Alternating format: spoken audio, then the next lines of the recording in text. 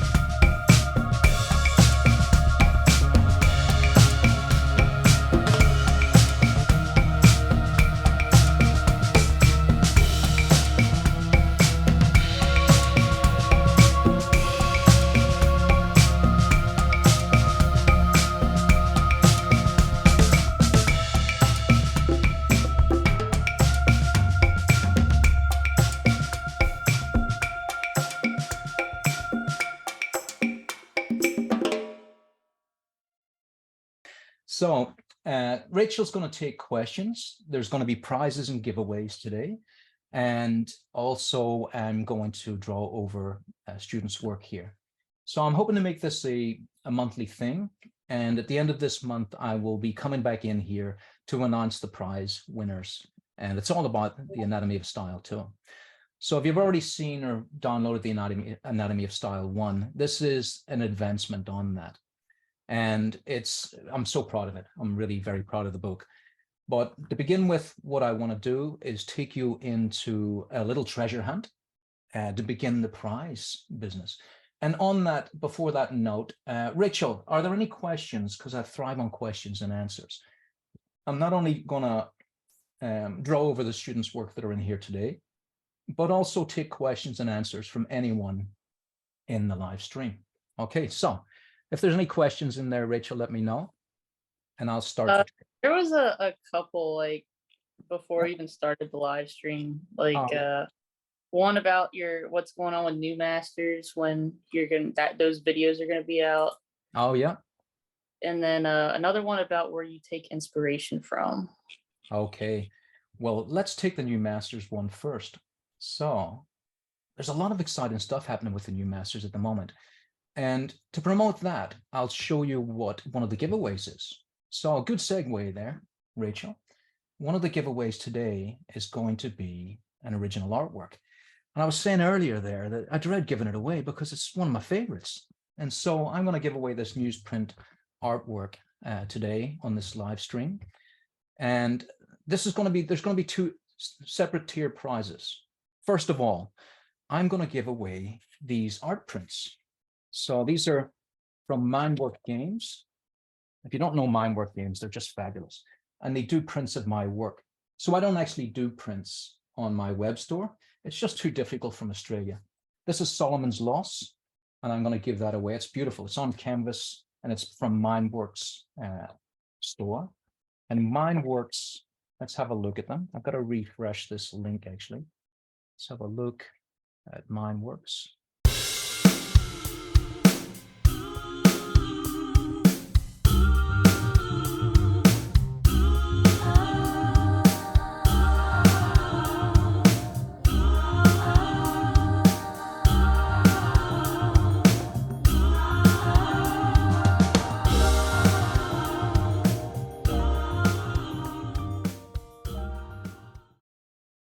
Now, this is the first treasure hunt test.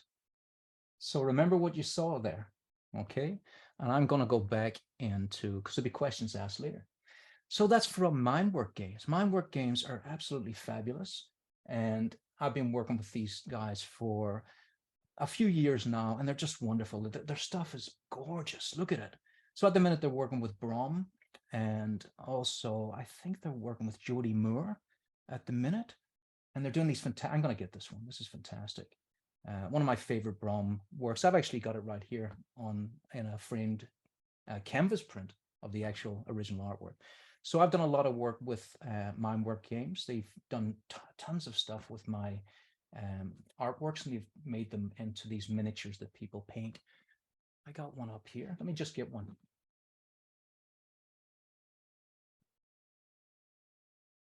So Mario, who runs the company, let's just bring this on. Mario, that runs the company, made this and painted it for me. Look at how beautiful that is. Gorgeous. To my friend Patrick from Mario, sometimes it's hard for me to keep the tears in my eyes when I get something as beautiful as that. Look at that gorgeous thing. Now, these are kits. You put them together and then you paint them. So the amount of skill that goes into these kits is sensational. And Mario said to me that everyone ends up painting miniatures. And he said it's so matter of fact. He says, everyone paints miniatures, Patrick.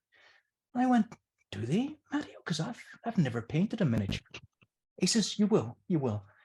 And every time I meet someone, they say, oh yeah, I paint miniatures as well.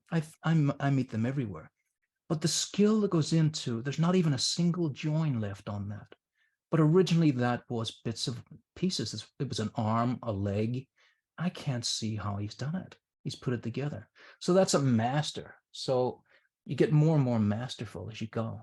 Just beautiful. Look at it. I wish the colors could reflect on the screen what we're seeing here. It's so gorgeous. So that's based on one of my artworks. That's Cleopatra's Last Dance. And it was a good way to show that this studio is real, isn't it? We're up there beside Stan and Ollie, my two favorite comedians. Stan and Oliver. And Laurel, and Stan, Laurel, and Oliver Hardy, if you don't know them. Let's go back in here. So let's have a look at prize one. Okay, so that's prize one. Now, in order to win that prize, what you got to do is spend $100 or more on my web store, and that's the big giveaway. And I'll announce who got that at the end of the day. Now, as far as these prints are going, these little prints, basically just buy the Anatomy of Style 2 from the web store, and I'll put you in the draw for that. I'll just look at who bought them, and that print will come to you. I'll do that draw by the end of the podcast. The next giveaway, I think, will it be this little guy here? If you spend $50 or more on the store, that little beauty there, I think so. Let's think about that one. Okay, so that's just the thoughts for now. They're both done for the New Masters Academy. So the question about the New Masters Academy, when is it going to be released? The course went forever. It went forever. When I went in there, I had a broad idea of what I was going to do with the New Masters. And, you know, I don't just get off the plane, stumble in there drunk and go, okay, let's start drawing. I had a good idea of what I was going to do. And it was to show the stuff behind the scenes that you don't normally see, which is me directing the model, giving them motivations, and then running with that. And we had the wonderful Amanda Eck in here. Here she is. And look at the thought in Amanda there. What is she thinking? Is this guy crazy? No, she was really invested in this whole photo shoot. She was brilliant. So I was really happy to meet Amanda. I wanted her. I asked specifically for Amanda and Rajiv, and the new masters were terrific. They got both of them for me.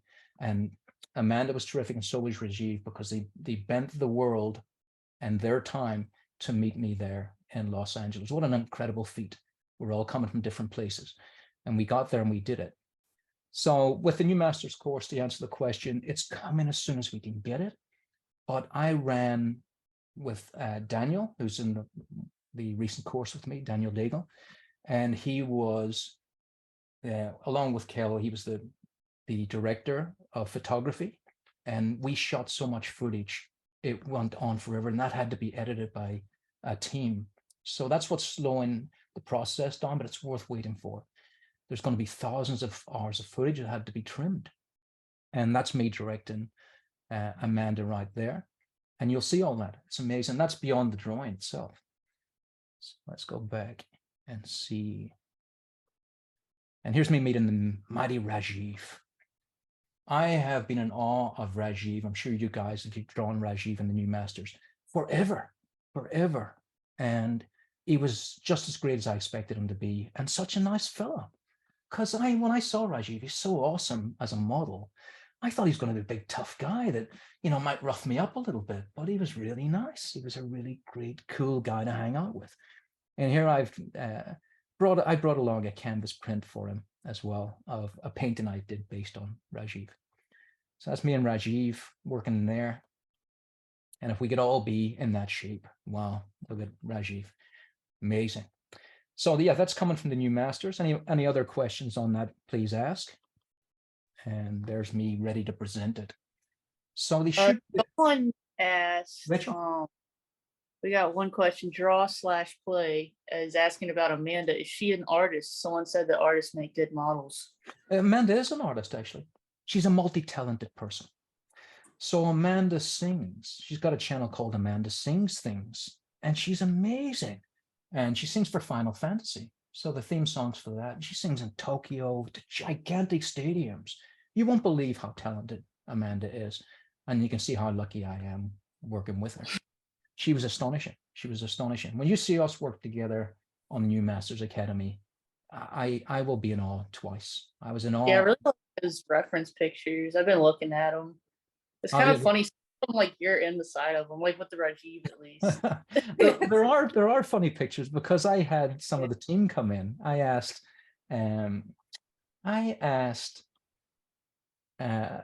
Natalie to come in from the front desk and Elizabeth from the editing room to come in and hold the rope and tug the rope against Rajiv, because Rajiv needed some traction. So when I pose the models, I want them to have the reality of the situation. So I don't want someone to pose with a rope. I want them to believe the rope is being tugged and that they're in danger. And so for that to happen, I said to Natalie and Elizabeth, really pull that rope. Remember, he's stronger than you. Try and pull him off that cliff with that rope, because he'll kill you if you don't. So that was the whole motivation. And yeah, it looked like y'all were having fun. Oh boy, did they pull that rope. Especially Amanda, because Amanda was really strong and Rachel was really strong, and they were really fighting tooth and nail against each other. And poor Natalie fell over at the end.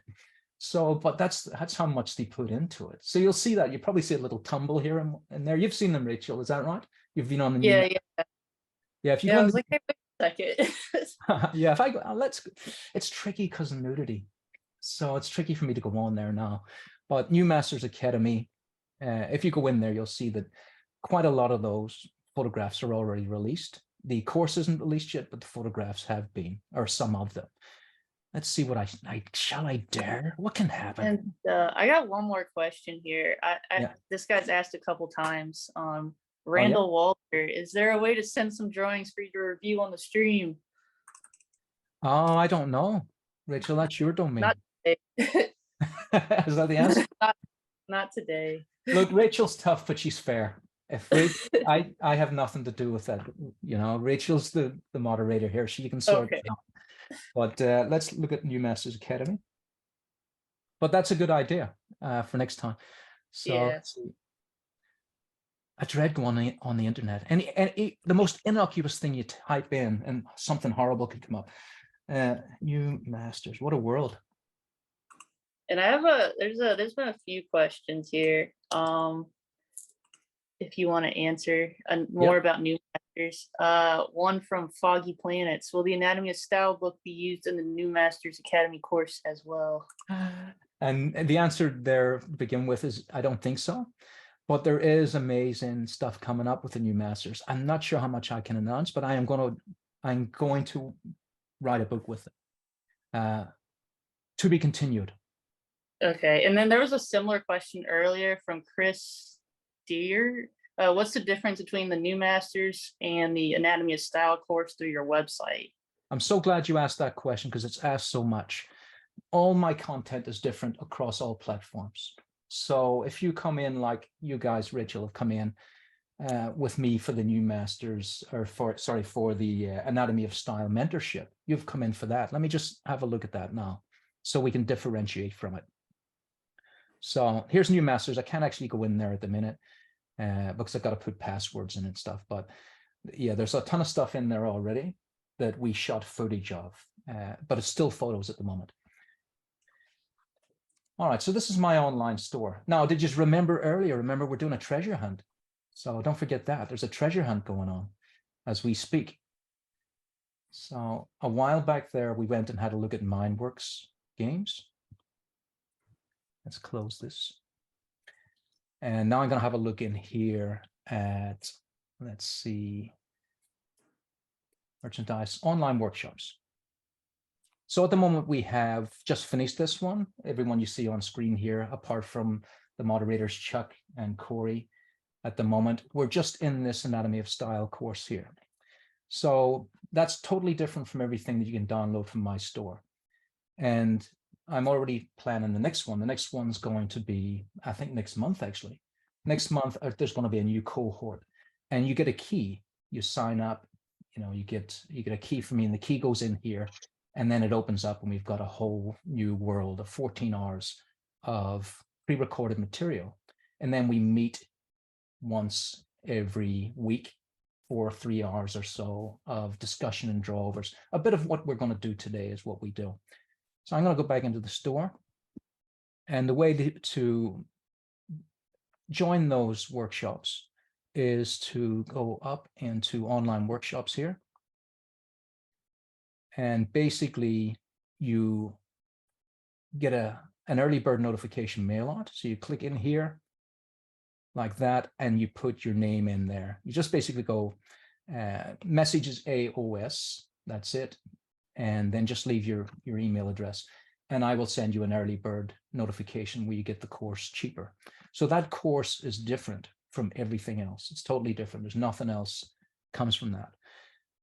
And if we have a look into the original landing page here and go to, there's so much stuff going on, and go down to, let's say, for instance, let's have a look at movies. If we go to movies here, we've got oil painting masterclass here. This goes for about, I can't remember, I think it's 12 hours or so. And I've put it down as a bulk thing. And this one, how to draw fantasy female figures, is another 14 hours of content, but you just download it and you keep it, and that's it. And you can also get that from proco.com. So there are particular courses. That one, there's no feedback on, but you can learn tons. And let's say you get that. Let's say you get that course. It might be a good filler before you join the Anatomy of Style online, where you actually come in with me once a week. But that one you just download is 14 hours of it. And what am I going to do now? Am I going to go crazy and just say, I'm going to give everyone that's watching this live stream 20% off? Am I going to do that, Rachel? Tell me if I'm crazy. To give everyone 20% off Of everything on the store that's watching this. Is it too that could be crazy? cool. Yeah, I mean, I like cheap stuff. Yeah. I like saving. Is it too much though, Rachel? Am I like a car salesman? I've overdone it. I've overpitched. Why are you asking me? I'm horrible. I'm You're the the last. moderator. You've got to keep me in check. I lose my mind. You have to say, Patrick, you're losing your mind. You don't do I it. don't think you've lost your mind yet. All right. Well, okay. Well, I'm gonna make a code right now, but it's not going to be active until after this because I have to go in and make the code. So the code would be, let's make it snazzy. I watched. Okay. I watched is the code. So I'm going to implement that code probably an hour after this stream. So I watched will get you 20% off everything in that store. So the Anatomy of Style, drawing figures, you know, it's a pricey course, but for 14 hours, it's amazing value. So you'll get 20% off that. Now that's Australian dollars. So you guys in America have got a steal going on. Because if I say to Google now, hey, Google, what's 130 Australian dollars to US dollars? 130 Australian dollars is approximately 83 United States dollars. Less 20%, Rachel. I think I'm being crazy. I don't know. That seems too crazy for 14 hours plus. I don't know. Anyway, so it'll get you 20% off all of that and all these other movies as well. I watched. All right, so that's for now. So I'm going to do another treasure hunt right now. Let's have a look what I wrote down. Yeah. Okay, another treasure hunt. Let's have a look at my online books, ebooks. This is a treasure hunt. So here's my ebooks, and you can see that I have just uploaded this morning the Anatomy of Style 2. There it is right there. So Anatomy of Style 2, click on there. You can purchase right there. Of course, you're getting 20% off now because you're going to type in I watched. So there's some of the previews that I can show. And feel free, Rachel, at any point to break in with any questions if there are any. That 20% is for the ebooks and the videos, right? It's for everything, Rachel. That's why I don't know. The workshop? I've made my promise. I have to keep it, haven't I? I have to keep my promise. So it's for the workshop as well. Hey, now you calm down now, Rachel. You just calm No, yourself someone else down. has that. Someone else. Okay, Someone someone else. else. I don't think. I think the not everything but the workshop. Someone asked that. Well, you gotta be, you gotta give it to people that are out there asking. Like, I remember a kid called me once and he said, "Is there any chance of putting all those Conan movies together as a package cheaper?" And I thought, part of me went, "You're a cheeky young scamp, aren't you? Why would I do that?" And then I thought, you know what? Fair play. And so I did do that. I went down and I put them all in one big chunk. And everybody bought the bulk buy. And I thought, I love that kid now. From going to, "You cheeky young scamp," to, "Thanks, kid. That was really nice. I would never have thought to do that." And I did it. So thank you, whoever that was, going back into the past. You're probably a professor now with a beard and stuff and a pipe. But it was ages ago. And I really appreciated that little tip. So yeah, what, Rachel, I don't know. The early bird special, no, I can't, because the early bird special is already. Yeah. I think with the workshop, but you can't sell that in bulk, so it wouldn't be smart. Yeah, that's right. I think the early bird special anyway is 20% off. I'm pretty sure it is. So yeah, the early bird special is just to bring the class in. And I've decided now that I'm going to cap the class to, I think, 12. So it's a really boutique class. It's not like there's 100 people screaming. I'm going to keep it to 12 now. And from doing the workshops, I've found that's a nice number. So there's only 12 spaces. There's already 4 of them taken, I think.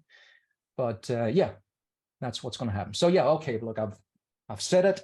I watched is the code, 20% off all downloadable products on the store. That's going to happen.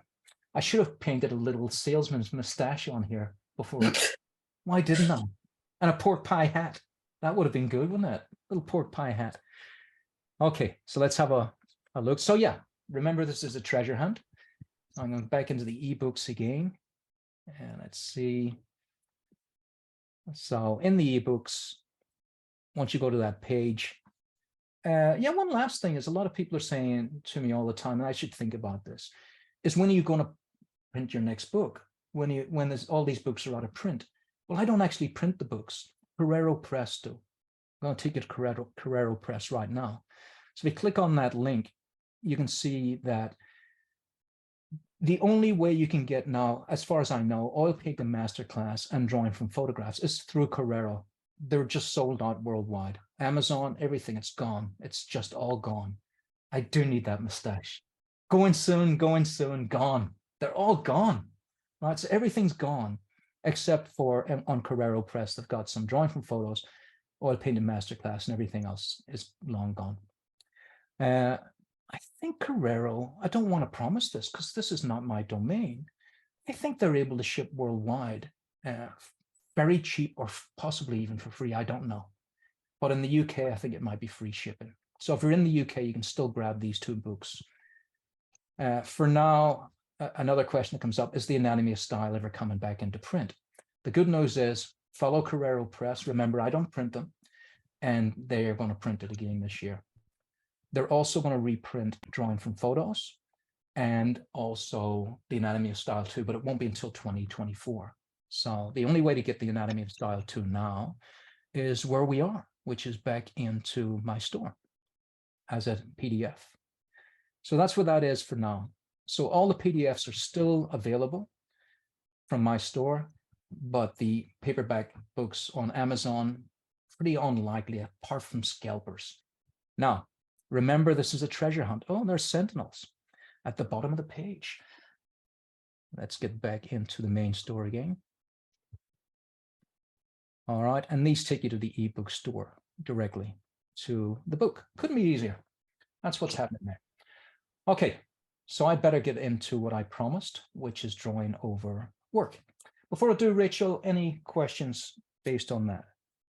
Not any more that I caught that you didn't answer. Someone asked when the next workshop's going to be. Starts October 21st. Like I say, if you're interested in that, there's a preview for it. I'll actually click on the preview and I'll turn the sound on. So like I say, just to reiterate on everything, whatever comes on the New Masters Academy is different from this. If you download the Fantasy Figures workshop from my site or from Proco's site, it's not this. They're all different. Everything is different. So once again, here's my students here from the online workshop. I'm so proud of them, watching them grow every week, and just seeing their work is breathtaking when you see that we can take something from simple steps into complicated steps, but it's always simple. Everything's simple to the end. And the new book, The Anatomy of Style 2, is all about building on that. So I would advise you get the Anatomy of Style 1 if you haven't, read through that, and then get the Anatomy of Style 2 and build on that. So the premise of the Anatomy of Style 2 is the power of osmosis.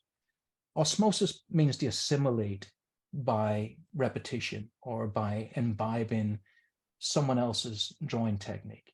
And also what I'm pushing further on the power of osmosis is not just the technique, but the thoughts, the insights.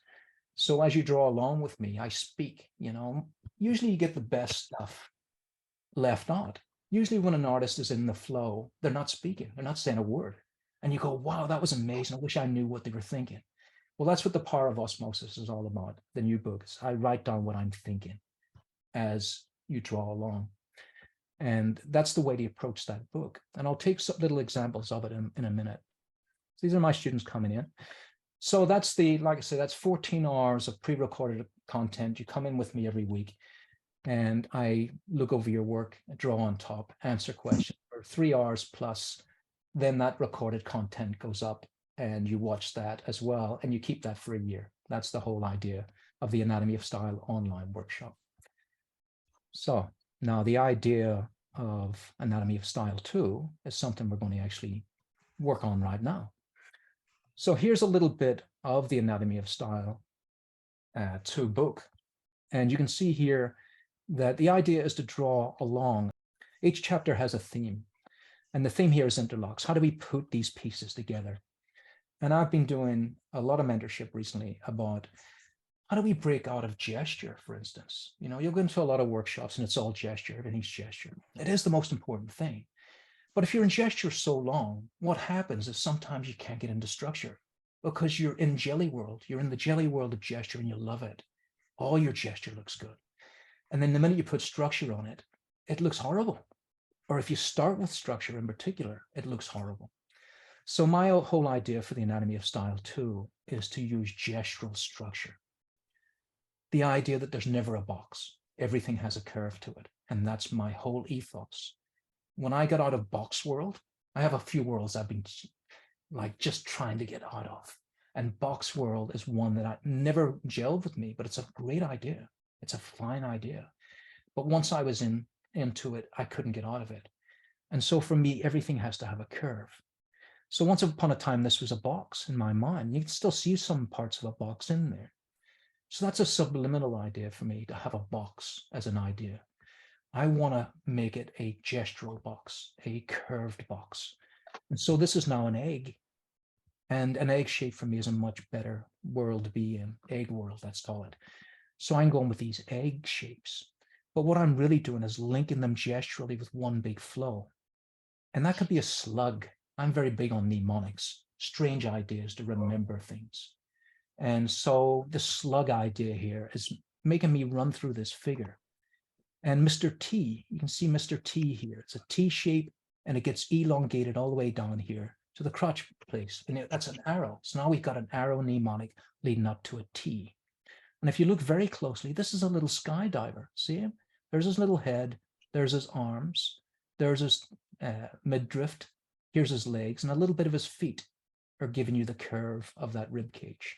So that's a mnemonic. That's something you can remember very, very easily. And each one of those lines is a hand length, unless we're looking at 3/4. But that's the idea of it. So this length is no longer a hand length because it's on the 3/4 perspective. So there's tons. And that's the thing about a book. It has to have tons in it because there's so many ideas. So there's 164 pages in here of how to get to these stages, how to do that, and how to have your work look gestural, structural, all at the same time so that it has life. Your work will always have life, even in a demonstration like this, which isn't really a finished drawing. It's a how to do a finished drawing. What's underneath? What's underneath is the most important thing. So that's all about interlocks, that chapter, and how to get into this really complicated world where this starts to look soft, but it started up here as parts. They're little parts.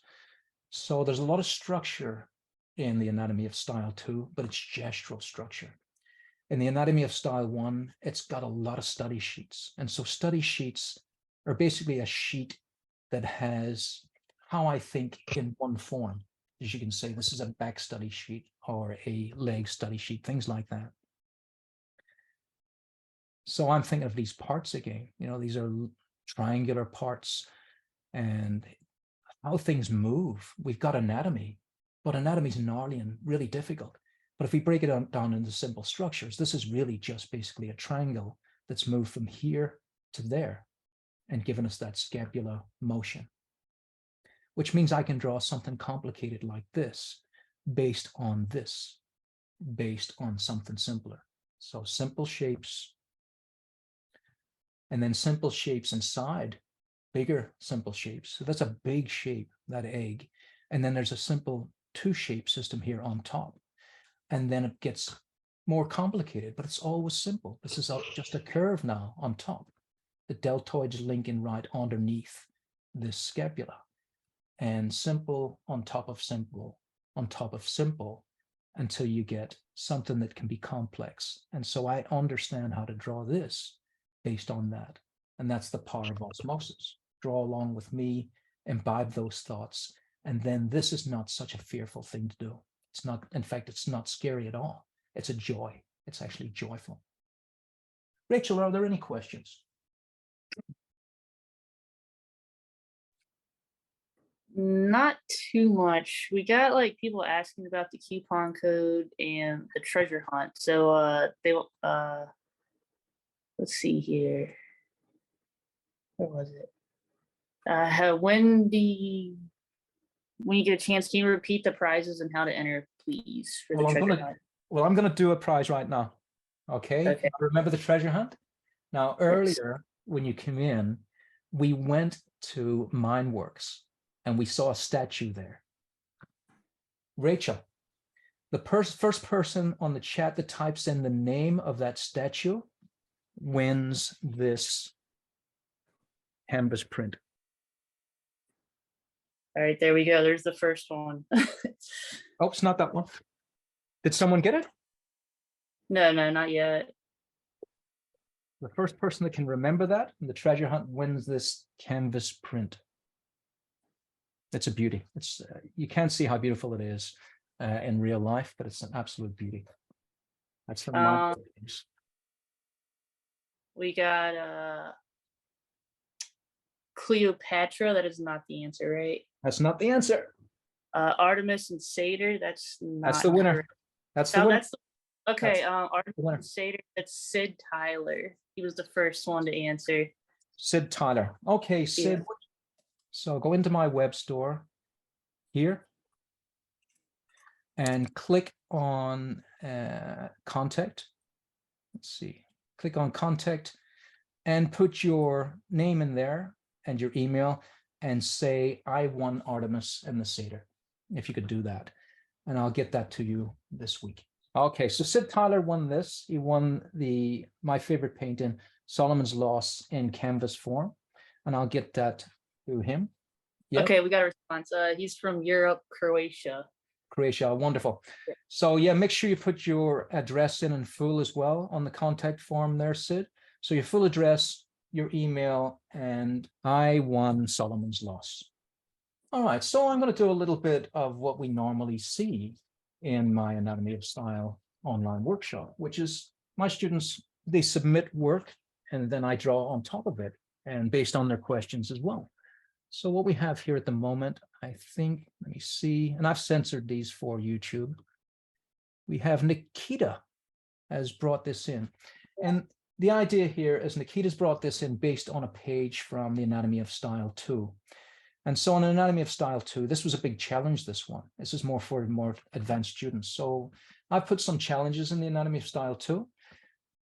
And one of them is based on anyone that's had the first book, Anatomy of Style 1, and is more advanced, could take basically just this and flesh it out to that.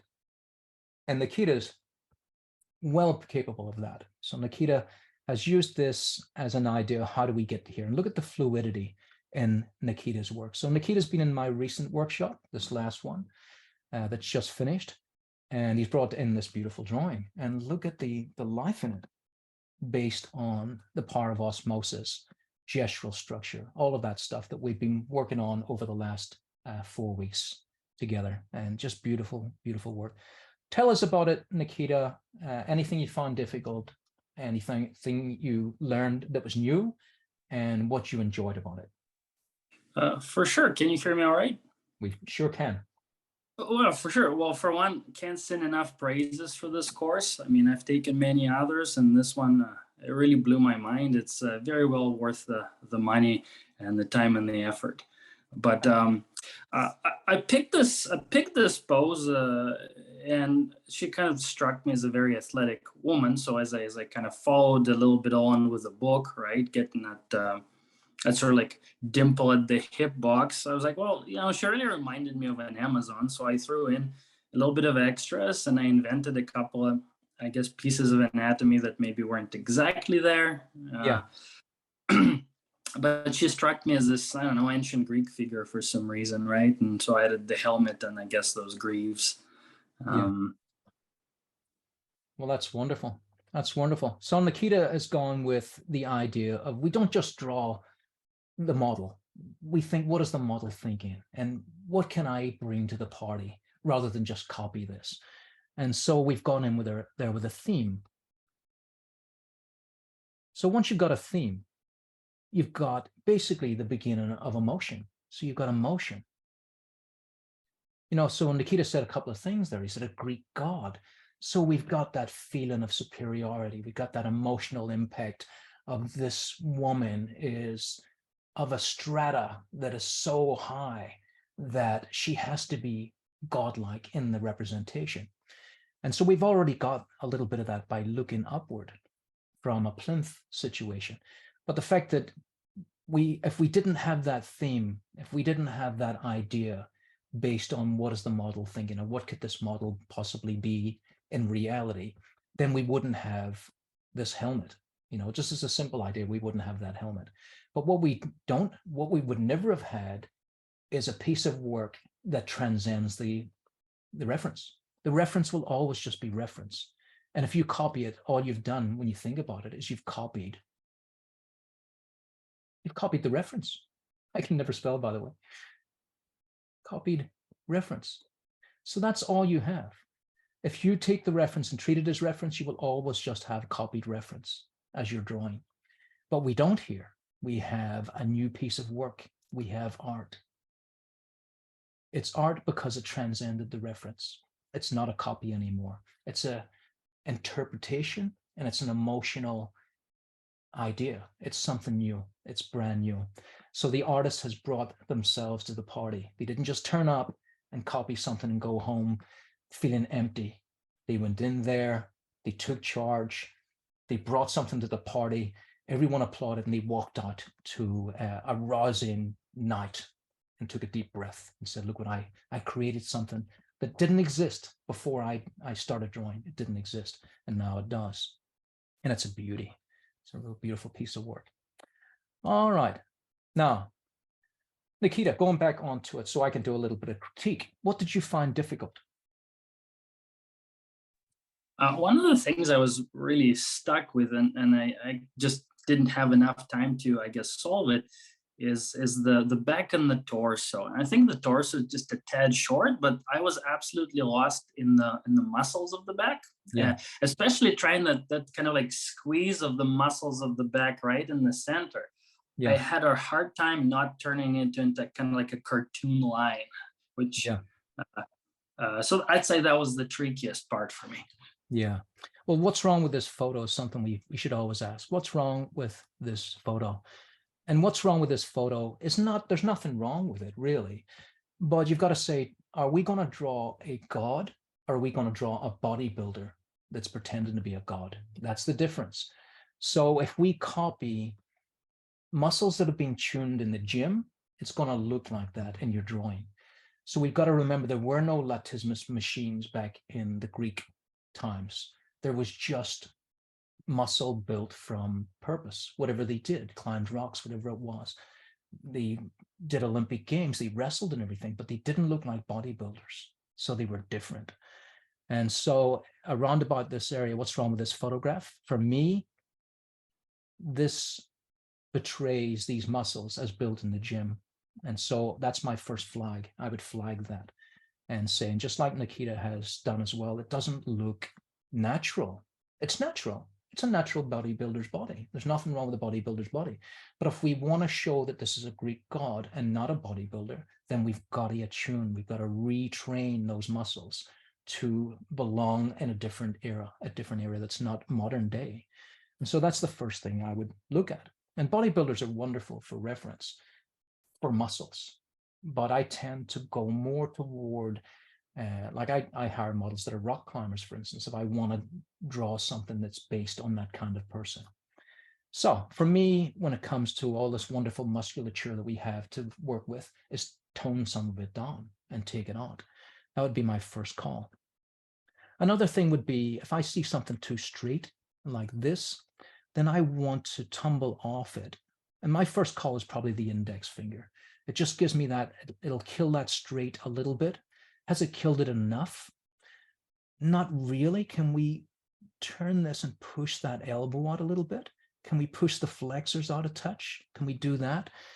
Possibly that would be the answer.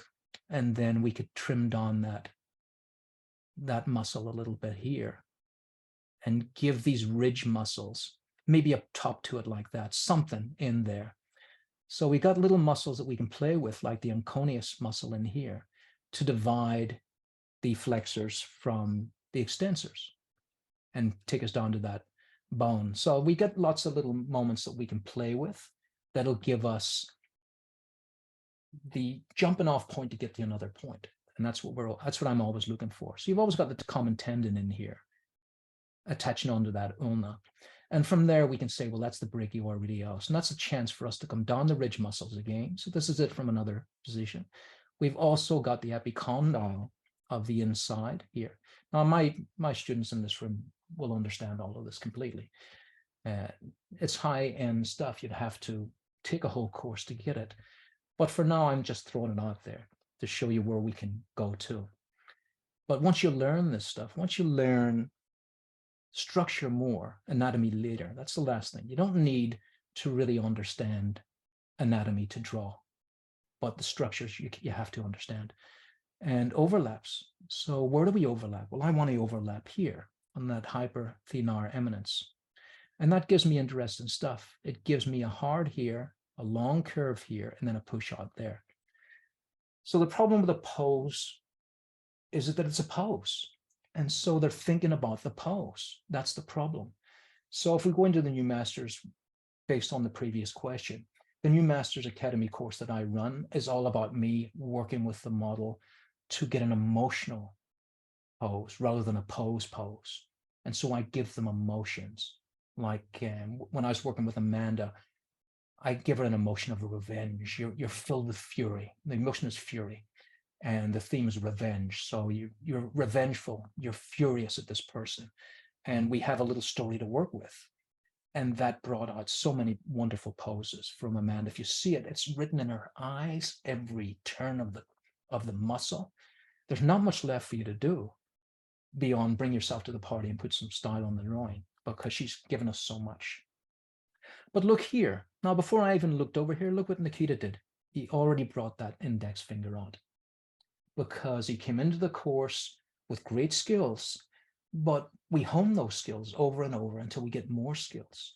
So whatever the instructor brings to the party, you don't have to take it all, but take some of it that works for you. And I always encourage that. You don't have to copy or say, do everything I do like it's doctrine. Just take it, run with it, and see what works for you. Throw some things away, and like Nikita's done here, is build on it. I encourage that so much. Build on the style you bring in. But he has done exactly what I would want it to do. Brought that index finger out to kill that straight look. So look at the difference. Look at Nikita's hand that is now alive compared to that hand that's quite dead right there. And he's done it again over here. By separating these idea of fingers that are quite tense because it's a pose rather than a fluid idea, which is what we are when we're actually in an emotional movement. We're actually quite fluid. And so the pose is posed. And that's the problem with the pose. So there's lots of changes in there that Nikita's brought. And I'm going to stop for a second and leave because I talk so much. Maybe there's questions based on what I just said there. And if there are any, Rachel, let me know. And this is also open to the students I have in the room on Zoom here. Yeah, this is a really nice drawing. I was looking at it earlier. I like it. I like, is this done with charcoal or is it graphite? It's very light. It's a charcoal pencil. I just, Okay. one of the things that Patrick taught me in this course that nobody did is how to use a chamois, and it made such a huge difference for drawing on newsprint. The course was worth it, the price, just to do that. Yeah, That's a quality of life improvement. yeah, it's very nice. I like the feet and the hands. Someone was asking, they like the left leg and how it's bent. And they want advice on how to move a limb in a drawing and keeping the musculature accurate. Yeah. So I guess just how to add gesture without ruining the drawing. Oh yeah. Well, that's the constant struggle.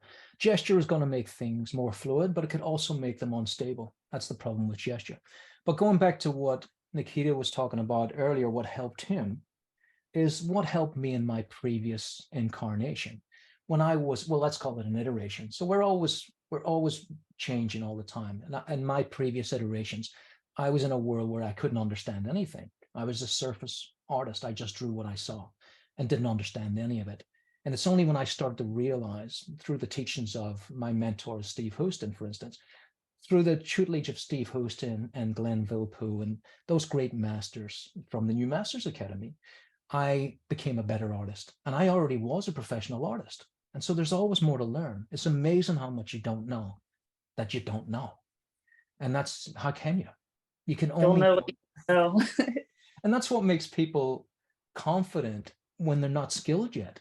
is they think they know everything because that's all they know. So that is everything they know. I know it's a strange concept. Yeah, But it's a when- Dunning-Kruger. It's the Dunning-Kruger syndrome, yeah. Yeah, yeah. You know a That's- little bit, so you think you know a lot, but the more That's you know, right. the more you realize you don't know. And so you That's just never right. understood anything, actually. That's right. You never know, yeah, because you don't understand there's more to know. And my dad, he just said it plain and simple to me. He said, Patrick, if you had brains, you'd be dangerous. So he identified Dunning-Kruger early on when I got cocky, you know?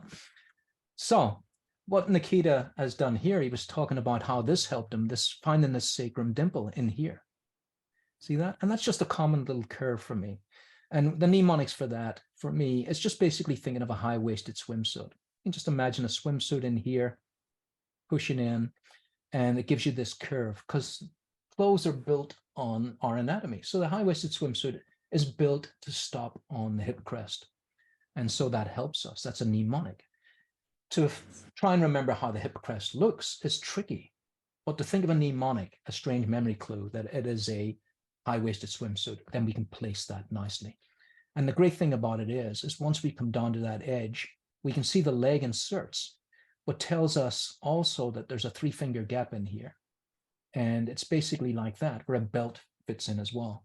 And that's where the leg inserts. So the leg does not insert on the crest here. It inserts basically 2 inches down in here. So that would be a problem when you see artwork that looks like it's a leg stuck on too high. It's the misunderstanding that it attaches to the hip crest, the inferior part, not the hip crest, the superior part, which is the top. That's the difference. And so we can line those up. Now, you might not see them, but if we take that idea again and say a high-waisted swimsuit and do this, it actually takes us right down through the sacrum like that and across. And so we found that. And what happens is the sacrum, which is the big bulge on it, it lands right on those sacrum dimples.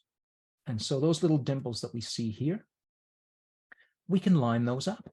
So we can say, well, if there's a dimple here and a dimple there, and if I do this like that, then that lines up with the gluteus down here. And that'll show us that there's contrapposto.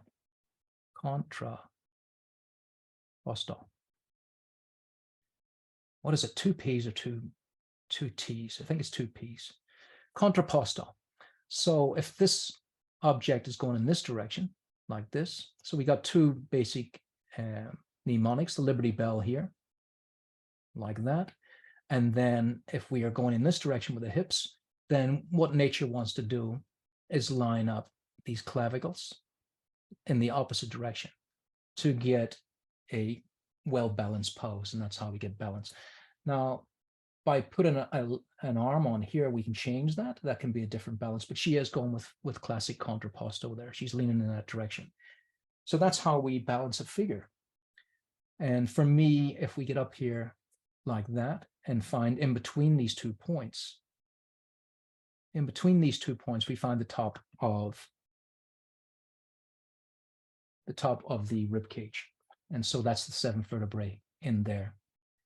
And once we get that 7th vertebrae, we can use that as an anchor point to take us down to that sacrum. And that's where we get the ultimate curve. The ultimate curve is in here, right there, in what I call the pea pod. Little pod in here like this. Now, if I take this away, all of it seems like a mass of what the hell is going on. And it is a mass of what the hell is going on until you learn what you didn't know before. And now we know there's a pea pod in there. And sometimes you see 3, 4 little peas, and they're just the nodules of the spine bones that fit in there. So the back, it curves in, and then it comes back out again and goes back in again. And so I'm always looking for that gestural flow all the way through to here, down to that point, like this. So there's a gestural flow. There's that flow, and then there's this flow. And I like to take the edge of that sacrum and just put a little line in there. So when I draw the gluteus, I like to put a little bit of gesture and do that. And it just gives me an end point here that makes drawings a little bit better looking, rather than have, because we're designers, rather than just have this shape. Whoops. which you see in a lot of drawings, which looks quite comical to me because it's binary. So asymmetry is a big tool in my workshop, in my arsenal. Asymmetry.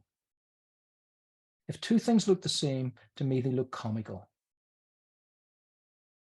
So I'm always trying to kill the symmetry if I can. And Nikita's done it really beautifully in so many ways here.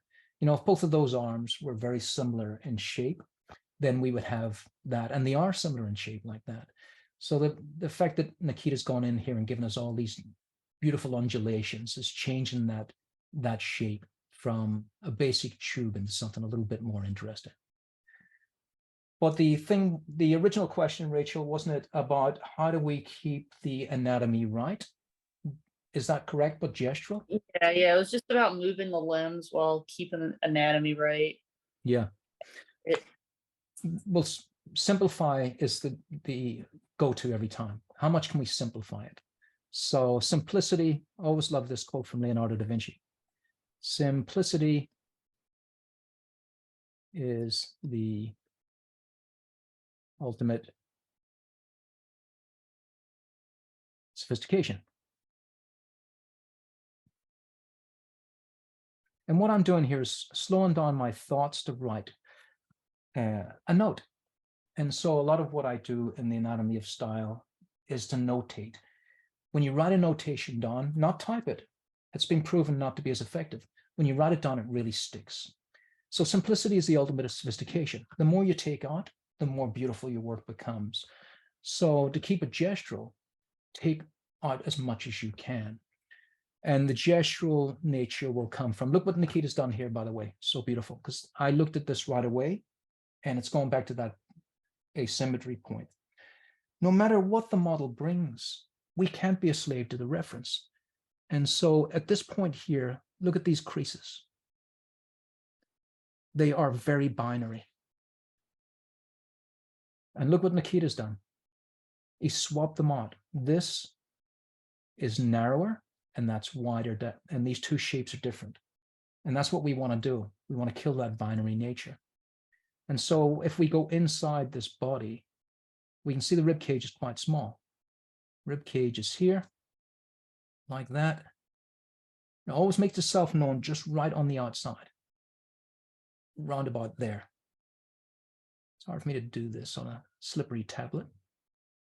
Round about there, that rib cage. And we can't pentimento. Pentimento is one of my favorite things. So pentimento is you do lots of light lines until you get the one you want. And I can't do that on a tablet. You just get a stark line every time. But that's the idea of it. So yes, I would have done the same thing as Nikita. I would have changed that line and did that instead and killed the binary nature. So all those micro decisions, micro thoughts. And my big ethos, every line is a thought. And if it isn't, then you're going to start losing the will to live as you draw because you have no pathway. So every line is a thought. You go, why am I changing this? Well, it's more asymmetry. It's got more asymmetry. It's a better choice. And all those little micro decisions all the way through, that's how you build style. And style really comes from this idea of simplicity is the ultimate sophistication. How simple can I make this and how sophisticated it will be because of that choice? And amazingly, you enjoy every line and every stroke and every gradation. And you end up always loving the process. And that's my big, big ethos. Love the process. Live the process. The idea of art is not how to get to the final drawing. What is that going to be? For me, the idea of art is you enjoy and love the process all the way to the end. And whatever comes from that is going to be a beautiful thing. But if you're thinking of the end game at the start, it's a disastrous idea because you're always going to be disappointed with the end because you haven't been enjoying the process to get there. You've been rushing ahead to see what comes out at the other end. And how many times have we all done that? I'm going to do the greatest drawing ever. And then you're so disappointed at the end because all you're thinking about is the drawing at the end. You got to love and enjoy the process all the way through. And even if it's not a great drawing, you've enjoyed it all. And you've also learned tons because every line was a thought on the way there, how to get there. So once again, any questions, please ask them, Rachel. I'll keep an eye on the time here. I think we're good right now. We're good on that? Yeah. Yeah, so stepping back on it, Nikita, I would say just a couple of things is watch just here where we have some of the mechanics showing. Another thing is to kill the mechanics. So we got down here and we got to that sacrum, which is lovely, but we're kind of showing a little bit of the mechanics here where we join the sacrum. And so for finished artwork, what you do is you basically kill all of those mnemonics and don't let them show.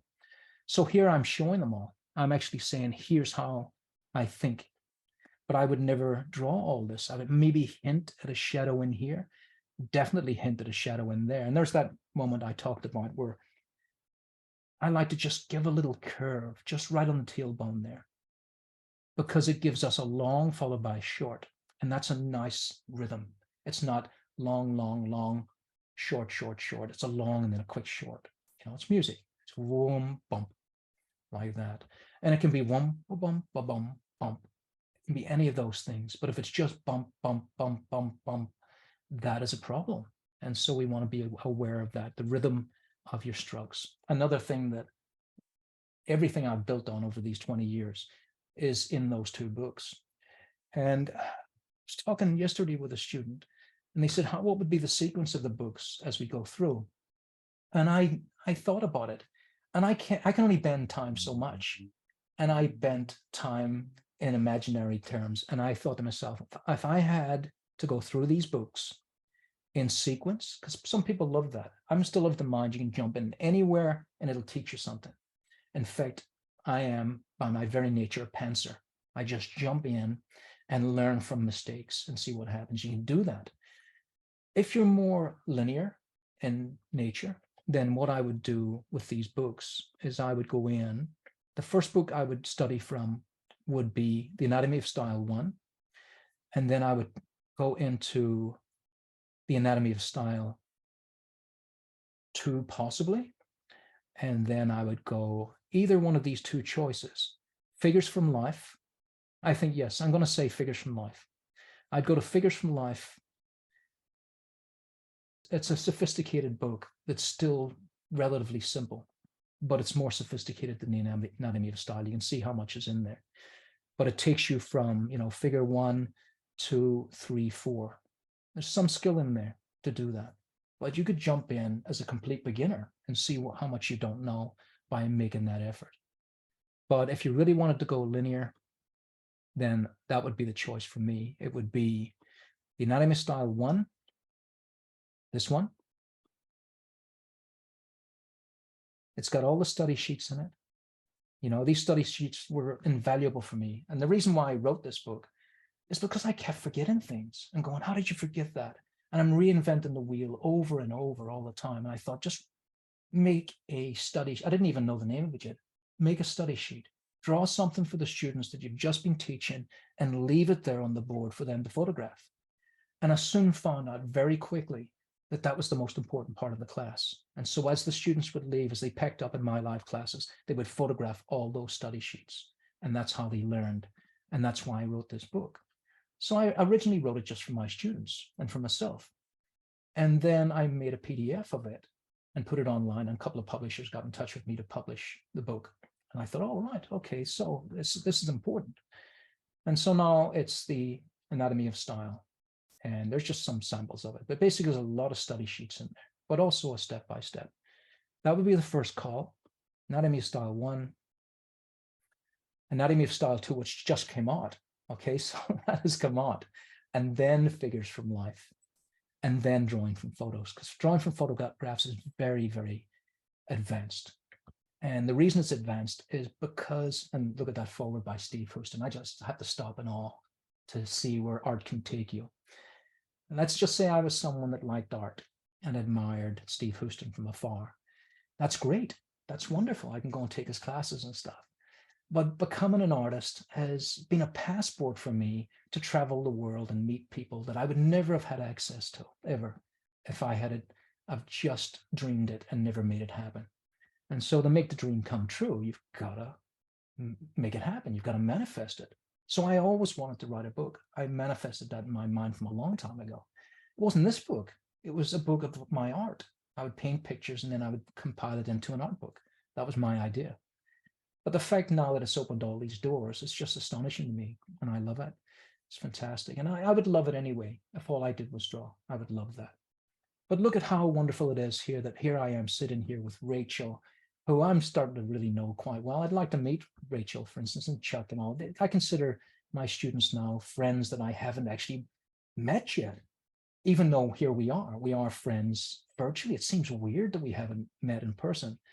But when I go to the US, I do meet previous students when I can, if they're in New York usually. But I do plan to get out there. I've got to go and see Chuck in Texas because I haven't been to Texas. So I'll plan to do that. And if I ever do come to the US again, I'll check the map. Like Corey, I've been planning to see for quite some time. And then my New York trip stopped happening. And now I'm starting to head down to California for different reasons. So that's where I am now. And that's why I'm thinking of Chuck. And Rachel, you're over the other end. You're over in Virginia again, aren't you? So when I get over to those states back and forth, that's what my plan is. And Krista, are you in Virginia too? No, you're up in Vancouver. Yeah, upper left. You're in Vancouver. All right. So, YouTube, I forgot about nudity. So I'll just hold it there. Yeah. So this is drawing from photos. Drawing from photos is very tricky. Well, I can show this. Oh, look at that handsome man. I can show this because, photographs are very, very tricky to work from because of foreshortening. This photograph hasn't got foreshortening in it. Maybe that hand a little bit, but foreshortening is a huge problem in photography because it's not the human eye. And so I recommend you buy Drawing from Photographs because everyone draws from photographs now. And I wrote that book because of COVID. I wrote that book during the COVID pandemic because I couldn't get out to draw in life drawing classes anymore. And I wrote that book for that reason. And there was so much in it to talk about as far as how destructive photography is to the artist and also how wonderful it is to the artist. But the destruction part is not talked about enough. And it is a myriad. The amount of problems in photography is unbelievable. And it's okay in the photograph, but if you put it in your work, you're in real trouble. The new masters are terrific. They photograph from way at the back of the room with high-res cameras. And so with a high-res camera at the back of the room and a 50 millimeter lens, for instance, or maybe 100, I don't know what Daniel uses.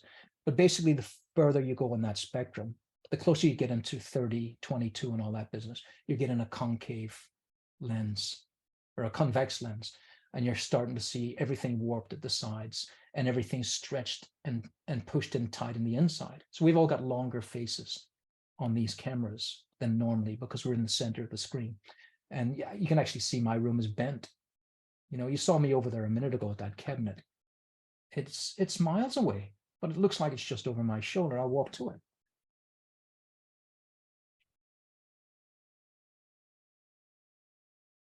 That depth of field is crazy. That didn't seem like that far away, but I had to get my mountain boots on to go there, possibly snow boots even to get to that position. It was so far away. So yeah, we'll talk about that in if you come into my class as well. If you sign up for that October class, then you'll hear a lot more about that. But yeah, the new masters, great resource for photography. I think this is Croquet Cafe. Nikita, is that correct? I don't recognize. Yep, I signed up for that after hearing so much about it, and didn't disappoint. Yeah, big shout out for those guys. They really do wonders for the art world and the artists that can't actually go out to live draw classes. So big call out to those guys. Amazing. All right, beautiful stuff there, Nikita. And I might take a 5-minute break. So you're kind of seeing a little bit of how we work the class. I usually do an hour and a half, and then I'll take a break and then another hour and a half, and students can talk among each other. I'm going to give another prize away when I come back. And I think I might make this one for Australia only. I know it sounds so elitist, but I am in Australia. We have a Brisbane boy here. Get out of here. Whatever that means. It means he's like just outside. Are you outside? See, looking over the fence? That's where I am. I'm in Brisbane. A Brisbane boy. I'll leave it in the letterbox for you. You can just ride by on your bike and pick it up. Chuck, what do you mean by that? No, I was kidding. Okay. Well, I'm gonna print too, Patrick. Is that something in the Oh. chat? Yeah, I threw a good day, mate, in there trying to pull a did fast you? one. Oh, excellent. All right, Okay. guys, let's take a quick break. So someone in the chat was asking if Patrick teaches a class based on drawing from photos. And he's got a book on it, and it's really, really good. It was super useful for me learning how to draw from photos. And it's kind of amazing that I've never seen anyone else put a book about it. But what a huge help. You know, I live kind of in a rural place. I can't make it to life drawing all the time, and having the ability to work from photo reference is huge, really helpful. And like I said, I think that's the only book I've ever seen that addresses solely that topic of working from photos. It is a bit more advanced. I would definitely start with one of the anatomy of style books first, but if you've been drawing for a while and you're working from photos and things just aren't jibing, like that's a great book to tune up those little things and get those kind of weird distortions where the hand's super huge or whatever, or the foot usually. You know, which I guess is fine if you're doing like comic books. Sometimes you want that distorted look, but for the kind of work that speaks to me the most, I was just having a lot of problems with photo reference because it was just too far away. And yeah, Rachel, I was just talking about the drawing from photos book. You're like looking. Yeah. How do I do this now? I'm going to give away a $50 voucher. Who can tell me, type in right now, what was the last book I recommended in the sequence? Draw from photos. That's it. All right, Marv Art. This is all treasure hunt right now. Go to the book previews and have a look through here. So on this page, you can look at the previews of books. You can see what is going to be basically in there. And like I say, there's only really at the moment the PDFs, but in here, at least you can get an idea of it. So there's Oil Painting Masterclass in there. This is for people that have already had a look at my maybe oil painting movies, maybe not. Work from the book first. You can work in any sequence you like. Some people learn from books better than you do from movies. Here's Figures from Life. You can get a preview of that in there as well. Remember the treasure hunt? Figures from Life, written by Julie Bell. What a wonderful fantasy artist. Would that possibly be the question on the treasure hunt? Maybe not. I've given that away, haven't I? So maybe we won't use that. So let's have a look. And this is for the Australian people. You're going to have to remember something from that. Yeah, so this is a good place to go and have a look at the previews in there of each of these books. And then it can take you to the ebook store from there on that little link. All right. But the paperback books up here, like I say, I don't print them. The Carrero Press do. This one's out of print. This is the book, like I said, when you want to manifest your future. This was the book I always wanted to make when I was a kid, An Art of, because I was so inspired by the art of Boris Vallejo, the art of Frank Frazetta. And I'm going to do that one day, was my dream. And so I did do it. And it's gone out of print now. And big thanks to Donato Giancola for writing the foreword for that one. It's still a PDF, still great stuff in there as far as it's not just a portfolio of paintings, which it is. Every painting has basically a full page, but it's about my journey as an artist, what I was doing in that particular time. So the sci-fi and fantasy art is basically a travel log of my life as an artist and what I was doing and how I got the commission. So it'll help you see into the world of what it's like to be a professional artist and how you get there. Because the question's always asked, how do you get there? And nearly every artist has the same answer, I don't know, or it just happened. But I searched into my soul to see how it did actually happen. And it's all in there. Okay. And the lion eye, like I said, I've got to be careful of what I show on screen. And this was my first book, The Oil Painting Techniques, with a foreword by, like I say, I grew up loving Boris Vallejo and couldn't believe it. Here we are. Boris Vallejo writes the foreword for my first book. This was my first book, The Oil Painting Techniques book. So if you want to advance to oil painting, that's why I work in charcoal, because charcoal for me is dry oils. Then this is the spot to be, to learn how to be an artist that draws or an artist that draws and paints. And so the only time I've really documented painting, because it's such a slow process, is in these 12 hours here in the oil painting masterclass. It'll also give you a preview of what's in store. You can buy them in parts, or like that kid says to me, can you bundle these things? And I did. And so most people basically buy the bundle there. So there's a big discount in there. And remember, you guys have got a 20% off even that. And remember, these are Australian dollars.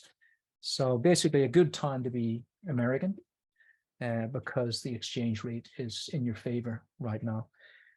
So what was the, Rachel, we had a code, didn't we? You remember what the code was, Rachel, for 20% off?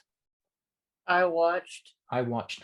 I haven't put that in motion yet, but I will by the end of this, within an hour, I will put up I watched, and you can get 20% off everything. All as one word. It is just one word. Thanks, Rachel. It is. It's all lowercase. I watched. We'll keep it as simple. And this 12-hour plus thing, how to draw fantasy female figures, is a discount price on my store, but you can get it from Proco in parts if you just wanted to buy parts. This is a bulk discount. So it only comes in one big bulk.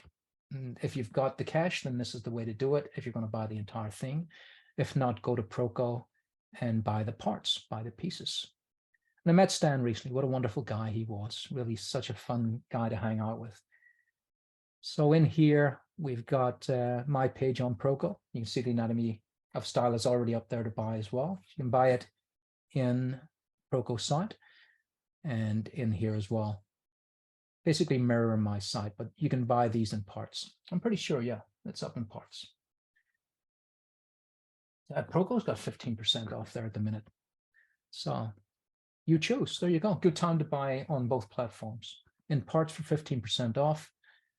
Oh, I see. Each additional part in your cart adds 3% off all courses, up to 15% off. That's brilliant.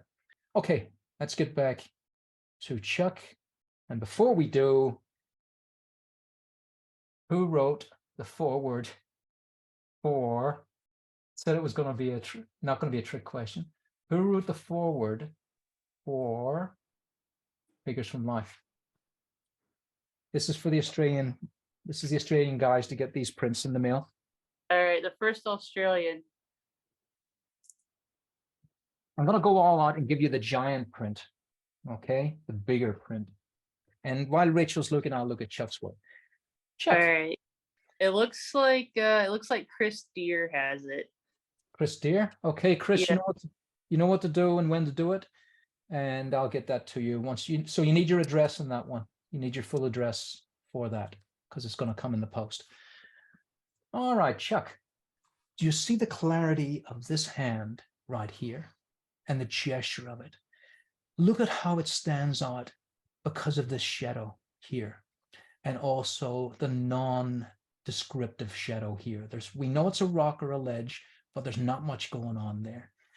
But the idea of the shadow from that ledge creates an entire world that goes beyond whatever the reference was. And I just love that. And this is why art can never be bettered. It can never be trumped by any photograph, in my humble opinion, no matter how well you took a photograph to recreate this. And there's beautiful fantasy photography, there really is. But for me, as an artist, I will always come back to a drawing and look at it over and over. And I love what you have done there, Chuck. All those decisions to bring that shadow underneath that hand. And I can feel the heat. I can feel it. It has a feeling to it, the heat of that hand on that rock face. And then the shadow here and this lovely witchetty poo finger coming out. And that lovely end to it, where we get a turn in like that is really gorgeous. If she rattled her fingers on a board, I could hear it. I could really, you know what I mean? It's so beautiful. Love it, Chuck. So I wanted to give you some affirmations there. I think that's wonderful. Just the depth of that based on those choices, those micro decisions you made. Chuck, tell me about it, what you found easy and hard and what I can help you with. Sure. Yeah. The things I found hard about it, but satisfying, was the depth and putting that tail back. And Yes. one thing I used to do, and that you sorted out for me, is I used to go really dark with everything. All my lines were dark. Yeah. And it looked like ink because I used to do a lot of ink. And I just didn't understand how you were getting your depth in this, Yeah. in your charcoals. And so just chamoising it back where I don't want it to focus. And so those were the hard but fun parts of this. Yeah. The tricky parts anatomy wise were her kind of her left side 10th rib. Yeah.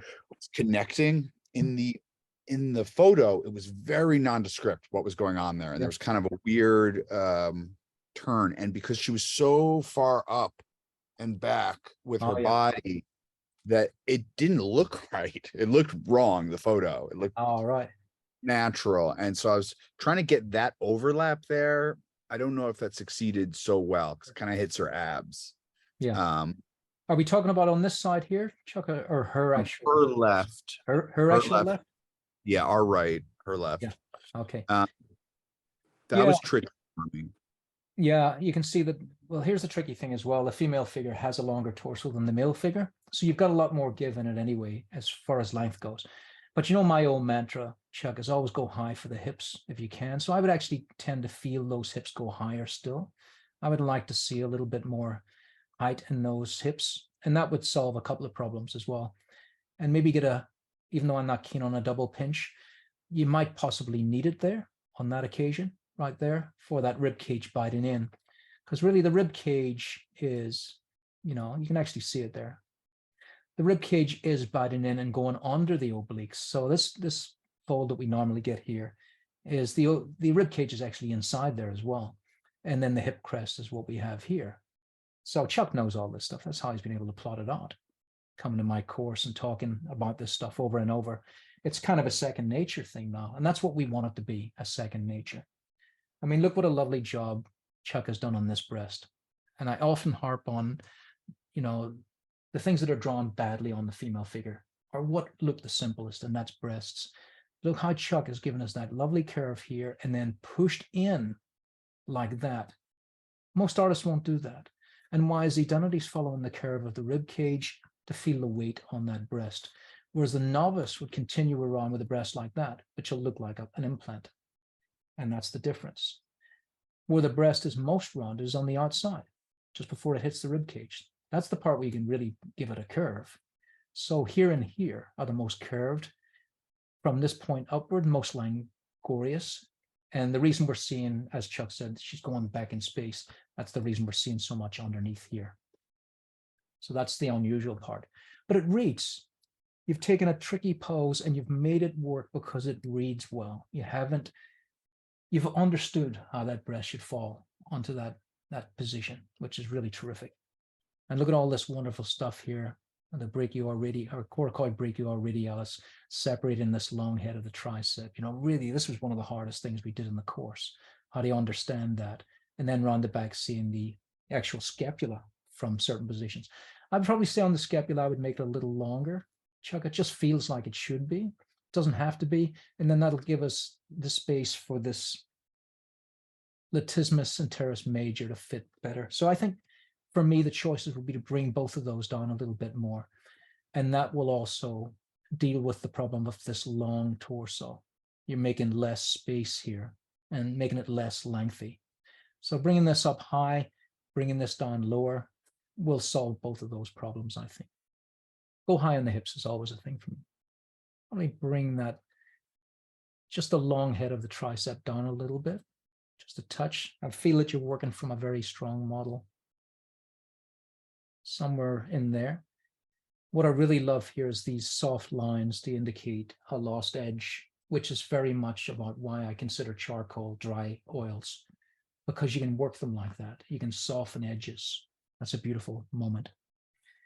You've been very brave putting that tongue in, because it's a tricky thing, because it's going to give us, a moment of, does it look like a pipe? That kind of thing we've got to worry about. Does it look like she's eating it? Those kind of things we've got to worry about. So what I would do is tend to have it maybe fall down, but then again, there's also the chance of that looking like a pipe. Everything you do has to be thought out over and over. And then maybe that's why you did do that. So you tell me, Chuck, were you considering that problem? No, I'll be honest. I put the tail in. This is gonna sound stupid. I've been reading Dinotopia by James Gurney, which James is a Gurney. wonderful book. And I was thinking about dinosaurs. I put the tail in, Yeah. and then I was like, well, she's got the tail. She needs like the lizard tongue. Yeah. It's Um, very tricky. Yeah, because you want that whipping around kind of feel, don't you? It's a tricky one. But yeah, that's the thing I've looked at. It looks a little bit, because it's up, maybe reminds us of maybe a whale coming out of the water. And so I think more of, when you see a snake, for instance, it sticks its tongue out to taste the air, but it rarely flicks up and down unless it's doing something else. So it usually comes out like this, and it kind of wavers around on the down more, I've noticed on snakes. So I'd probably keep it down like that. That would be the thing I would choose there, and it would take all this tangent away where everything's competing for space up here. Probably that would be the call on that, just for me. But it is tricky, and that's the way with everything. And also with the tail, I would say if it's going to attach, I would imagine it might attach lower down here.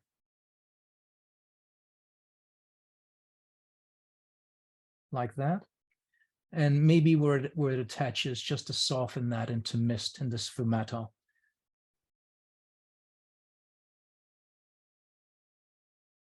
Let's have a look here. Normal. Oh, there we go. There's the brushes. Is it? Yeah. Where are the brushes? Soft. It just soften a little bit before it comes into the body, and just watch that tail doesn't get too close to the body is another thing as well. Getting close to tangents again.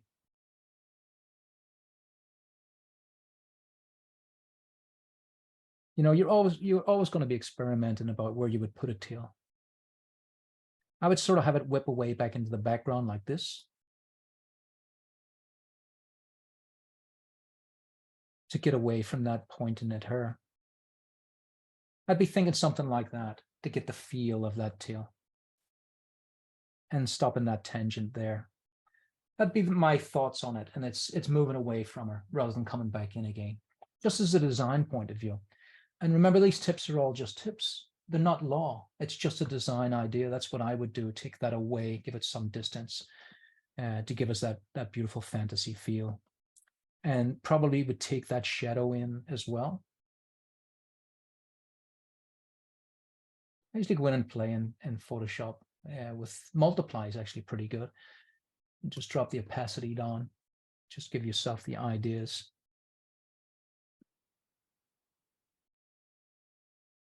Something like that, to focus more on the top part of the body there. If I take that away, it's just a simple change, but it's giving you more of that beautiful stuff you have up here on that breast, where you feel the heat of the desert, and shadows are our friend for doing that. Shadows will do that for us. So there's my little tips there, Chuck, but beautiful, absolutely beautiful work. So great to see it.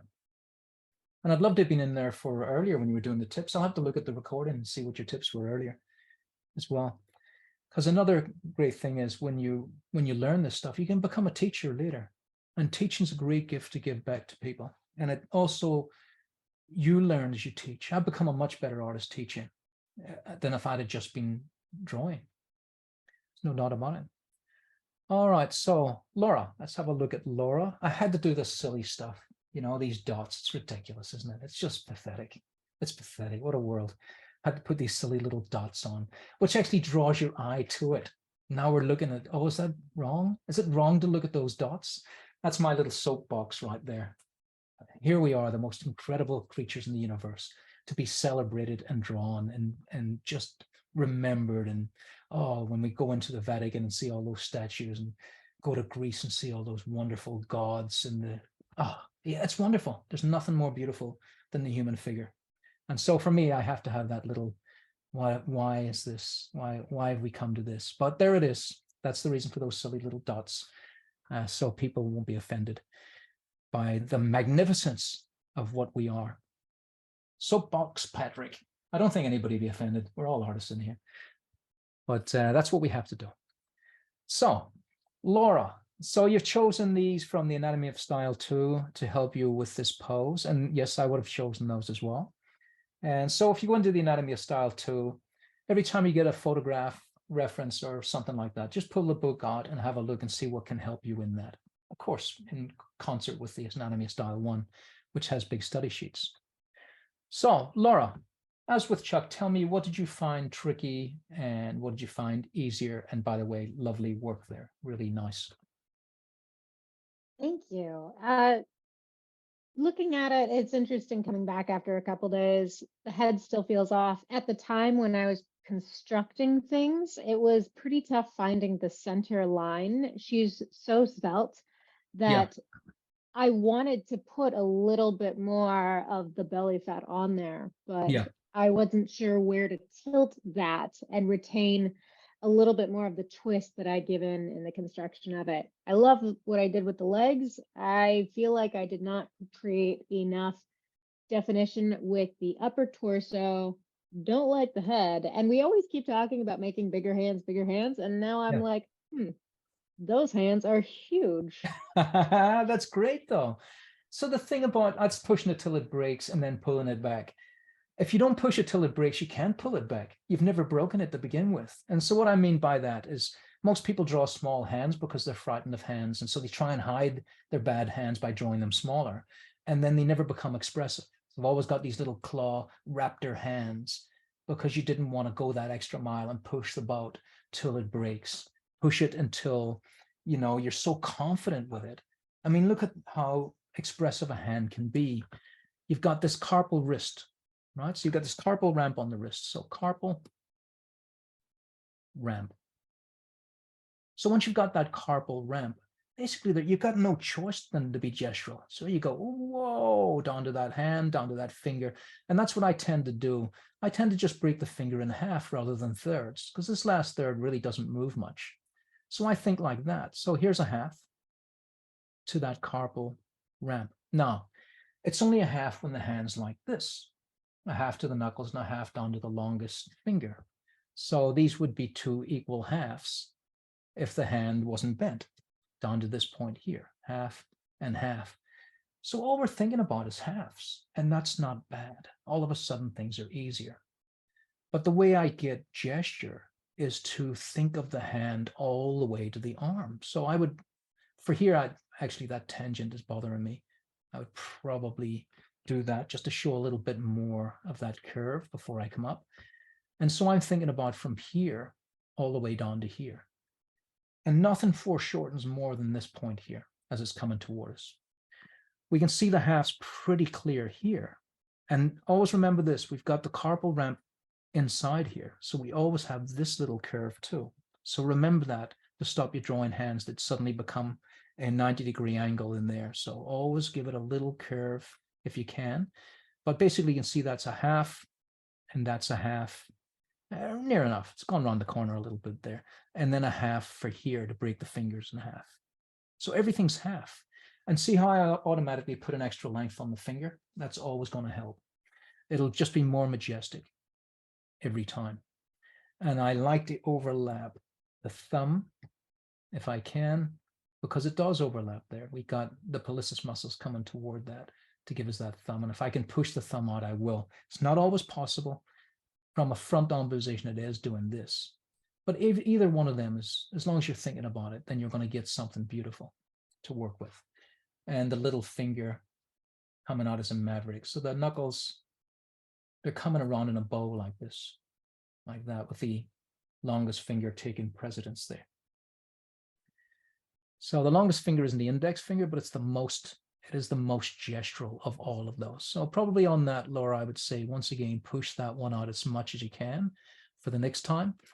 If you've got a chance to make the index finger different from the others, then do it, would be my call on that. But at the same time, we don't want it to be a gimmick. So judicially do that. When you feel it needs it, that's the time to do it. And you've said about the head, maybe feeling a little small, but bravo for, you know, changing the position of it. That's a huge call. You know, that's real strength of purpose. So I would take it and Let's put warp on here.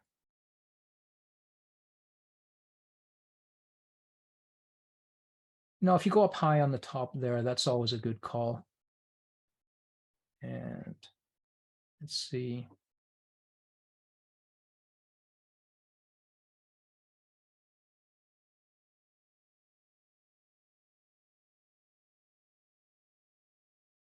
Always turn it around, see if something gives you a little bit more emotion. It usually does get more emotion into it if you tilt the chin down a little bit. So it's just a Frankenstein heck there. She's more noble. There's no doubt about that. So like I say, none of these are rules. They're just tips. If we want more emotion, then we tilt the head. If we want more nobility, we keep the head up. But on that occasion, we definitely want the head to be bigger, I think, and make that shoulder maybe a little smaller right there. So just those little moments. And that's what I usually do in the courses. I'll go over, the work that's been submitted and just draw on top and see if I feel it needs something else. Feel it needs a little bit of higher on the brachioradialis there. A little bit higher. I love what you've done there, Laura. That's really beautiful. Feeling that push right in, and that carpal ramp is really very nicely done. Beautiful. And I love that pressure against the rib cage too. And the fact that you've put the rib cage behind that arm and felt the pressure against it too. Really very nicely done on that. I can really feel the dimension of that bicep going into that bicipital groove there. Just a little dark on it, I think. Yeah, this bicipital fossa. So always looking for the end game, wherever that is, and the high game too. We want to get this higher than that, which Laura's done lovely, but I push it up higher. So remember that the extensors are going behind the biceps here. And overlaps are one of the things that when beginner artists are out there, they're frightened to do them because they're not really sure what the overlap should be, where it is. Probably thicken the wrists a little bit. But what I don't want to do is take away Laura's style, because a thin wrist all the time is a style, and a thick wrist all the time is a style. It's just that if it's thin and then it's thick and then it's not, then it's not. So Laura has a style she's come in with, and I don't want to kill that. I'm just giving tips that this is what I would do. But looking at that artwork reminds me of when I was a very young artist and I didn't know how to draw the way I draw now. I was drawing the way Laura's doing here, being very uber, very confident, learning as she goes. And then I learned more by the time I got this commission. And the guy said to me, I want you to do this big exhibition for me. I love your style. And by then I had better knowledge of anatomy and how to put it together. And I was, in my mind, a better artist. And I give him some samples and he says, that's not the work I saw you do. And he pointed back to the first iteration of me, which is a person that didn't understand how to put anatomy together. He says, this is what I like. It looks like legs are coming out of arms and arms are coming out of chests. He says, that's what I like. I want you to do it like that. I says, but that's when I didn't know anything. I can't draw like that anymore. And I couldn't draw like that anymore because I'd given that away because I was improving in my mind. But he loved the style of someone that was just boots and all, drawing no matter what they learned, just going straight out there with the skills he had. And he loved it. And so there's the thing. We already in ourselves have a style, and we can sacrifice that with too much technique. That's the problem. And that's why I teach the anatomy of style the way I do. I want you to hold on to your style and take what I have to offer and embed it into your style if it works, and throw it away if it doesn't.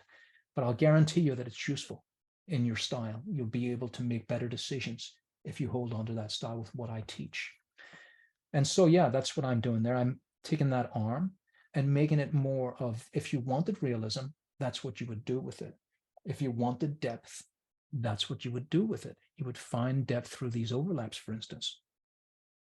And you would find, reality. Usually the shoulder comes off like Laura's done there, a little bit closer in. From here, we might see a little bit of the clavicle popping through. And Laura's done it up there. You can see the clavicle right there. Clavicle does a strange thing, it goes way up.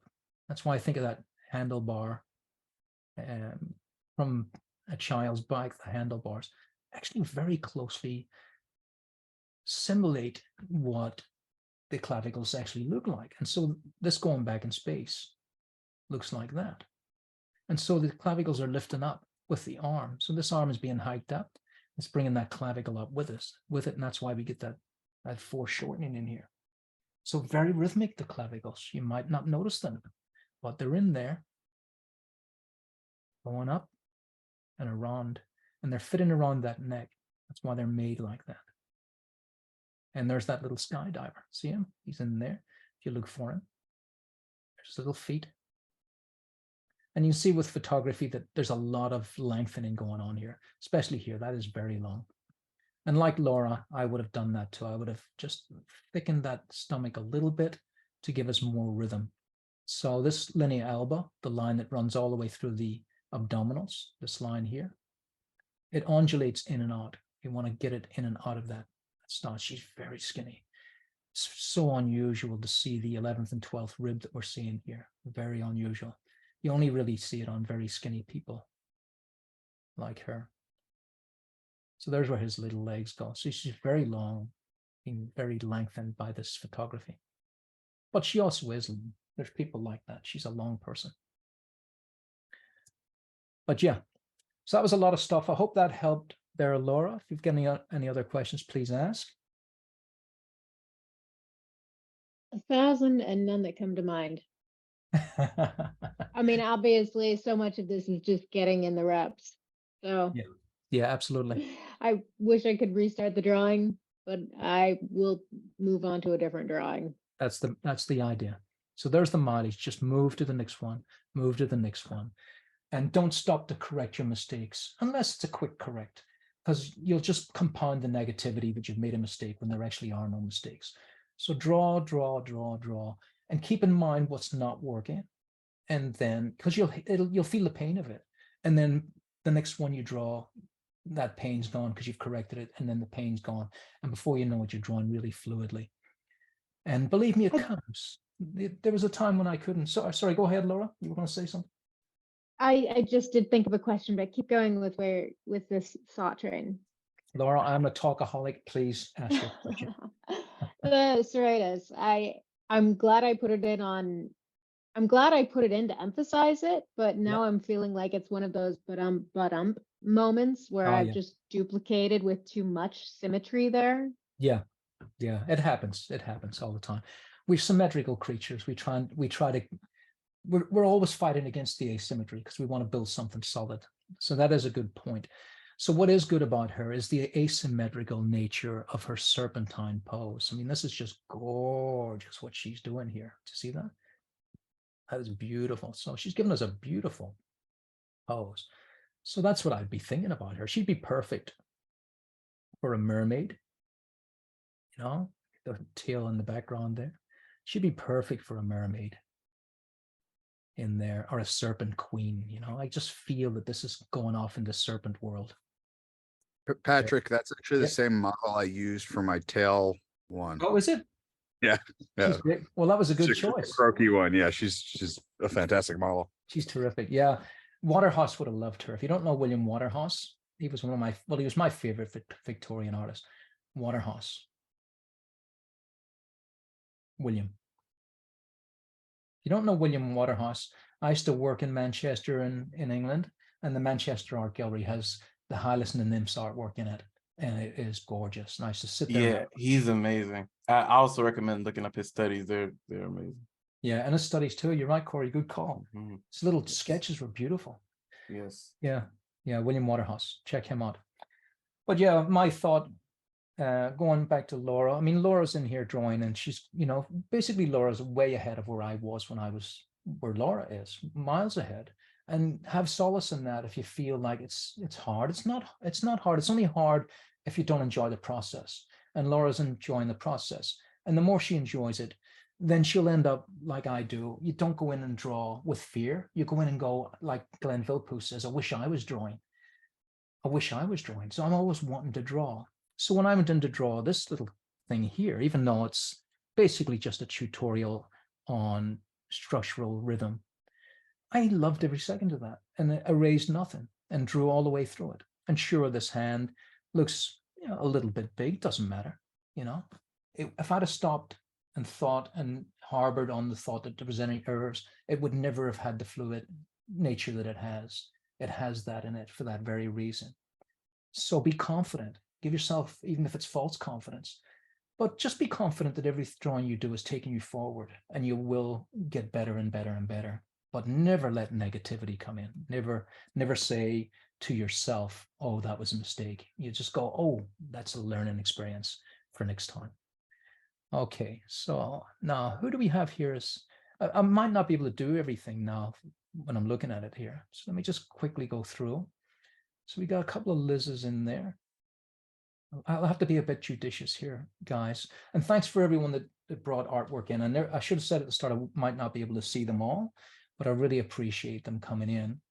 And when we come back next month, because I've talked so much about the book, we'll have more of this to talk about and come back in with you guys. So I'll quickly go over these. This is Anthony. And Anthony, that's a beautiful face. I really love that. And I've watched Anthony come in with great skills. But I've watched Anthony, such a fast developer in taking something and running with an idea. Really incredible. And Anthony, you were with Watts, weren't you, with Jeff? Yeah, for a little while online. Jeff, I met Jeff and he's such a wonderful guy. I really enjoyed his company. Yeah, it's lovely here. Anthony, I'll go quickly over these ones now, but I really love it. Is there anything in particular you would like to ask on this one? Actually, one of the ones I'm really happy with it. I just didn't really, I think I went a little too dark in like the shading and the tone in the rib area looks a little awkward. But I would my first thought too, but it's great that you've already thought it.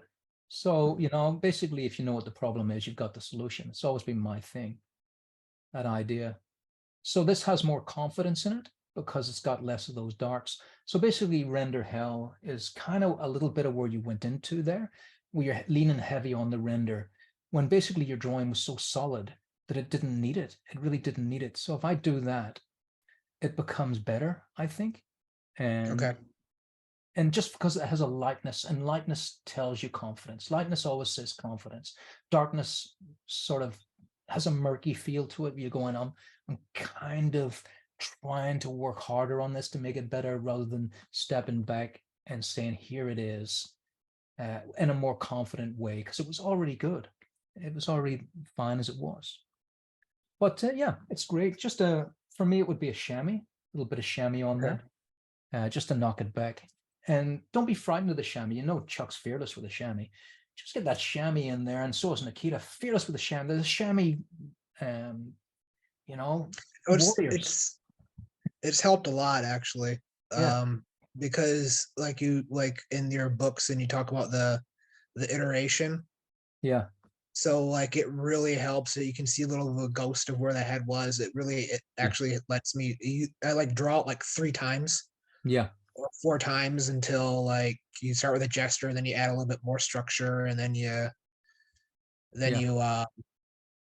go down a little bit more, and then you kind of do a little bit more rendering. But I probably could take it down 1 more time. Yeah, absolutely. Or a couple more times and bring it to where I want it to be. Yeah, pentimento means you don't have to erase. So pentimento, it's basically the past. You're looking at your past thoughts. You're looking at history right here. This is the history of your thoughts. And collectors love it.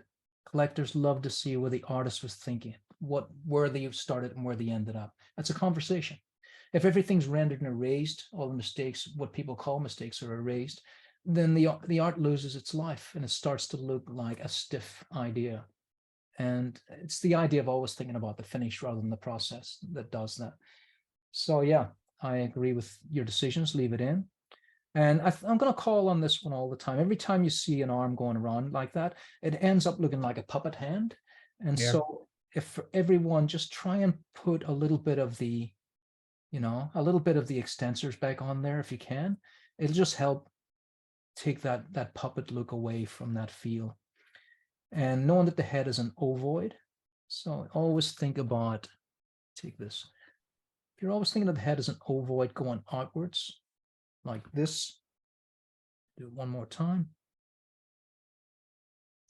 Then just above the ears, I'll have the pentimento there, just above the ears. So we can get to the ears by going to the eyebrow like this. So remember, head up, ears down. So the ears are going down a little bit there. Then make sure that you're fleshing the hair out a little bit at that point, because you're looking at that widest point right there before you come out. So widest point above the ears, and that'll just help you to take the flatness sometimes that's just happening. Okay, yeah. But lovely stuff there.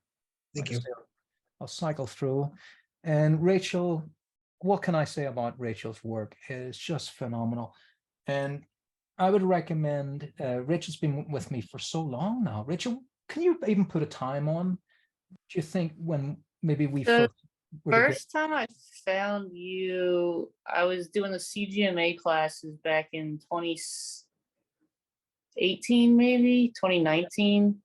And Oh, then right. like the third week of that class, I got my first full-time illustration job, which sucked the life out of me for like 3 years. Yeah. And then the week after I lose that job, you like messaged me with a discount. So I took your class again. And here we are. Yeah, it's amazing watching. So I want you to shout out to Rachel as well. She's doing a Patreon, and it's a wonderful thing to watch. You'll learn so much from Rachel. I'm sure Rachel's going to be already as a teacher. She's teaching through that and teaching great skills. Amazing animator. What an incredible feat that was. And what are your characters? You've got a story with 2 characters in it, Rachel, at the moment being developed. What are they called?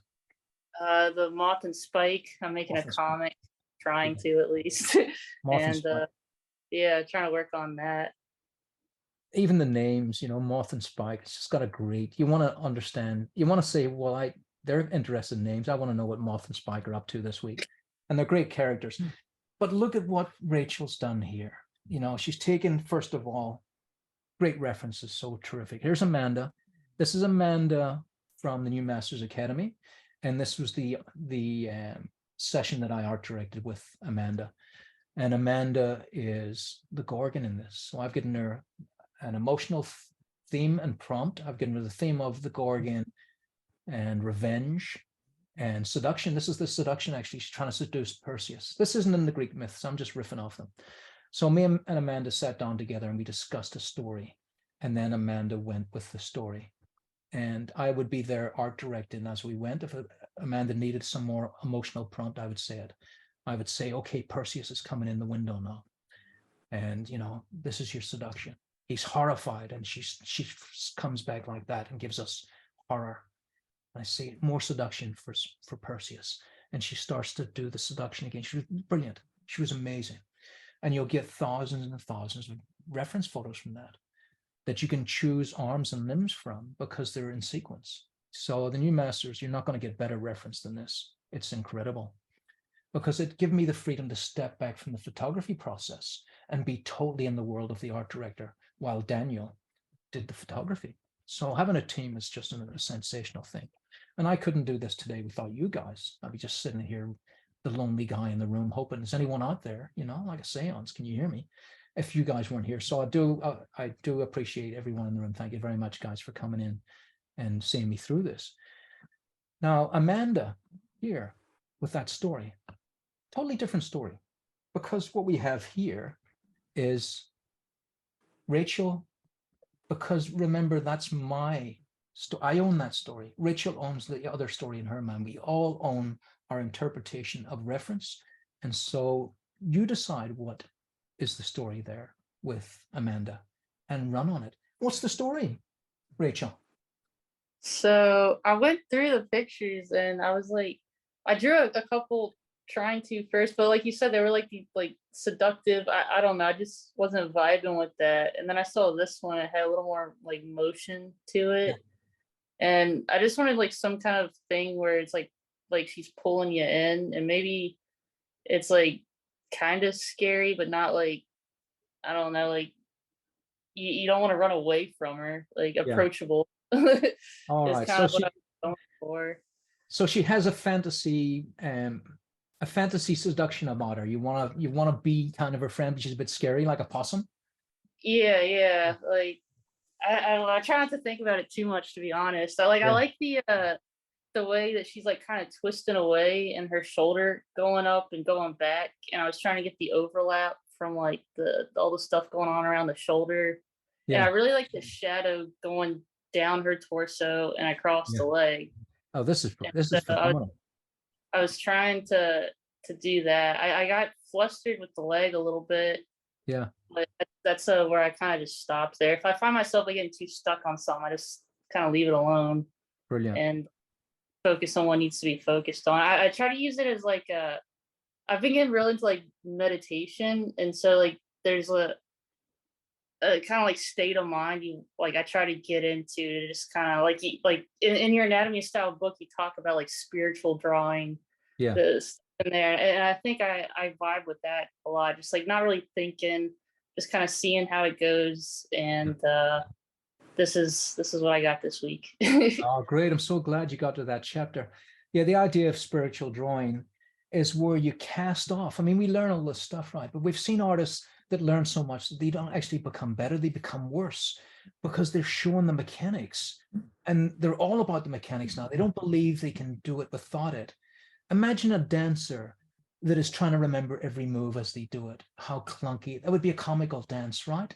And so you do it over and over and over until you're dancing like you're doing a flamenco, and you can see that it's so fluid because the mechanics are now subconscious, and that's what we want. So spiritual drawing in that chapter is all about you've got the mechanics turning now. You've learned by osmosis.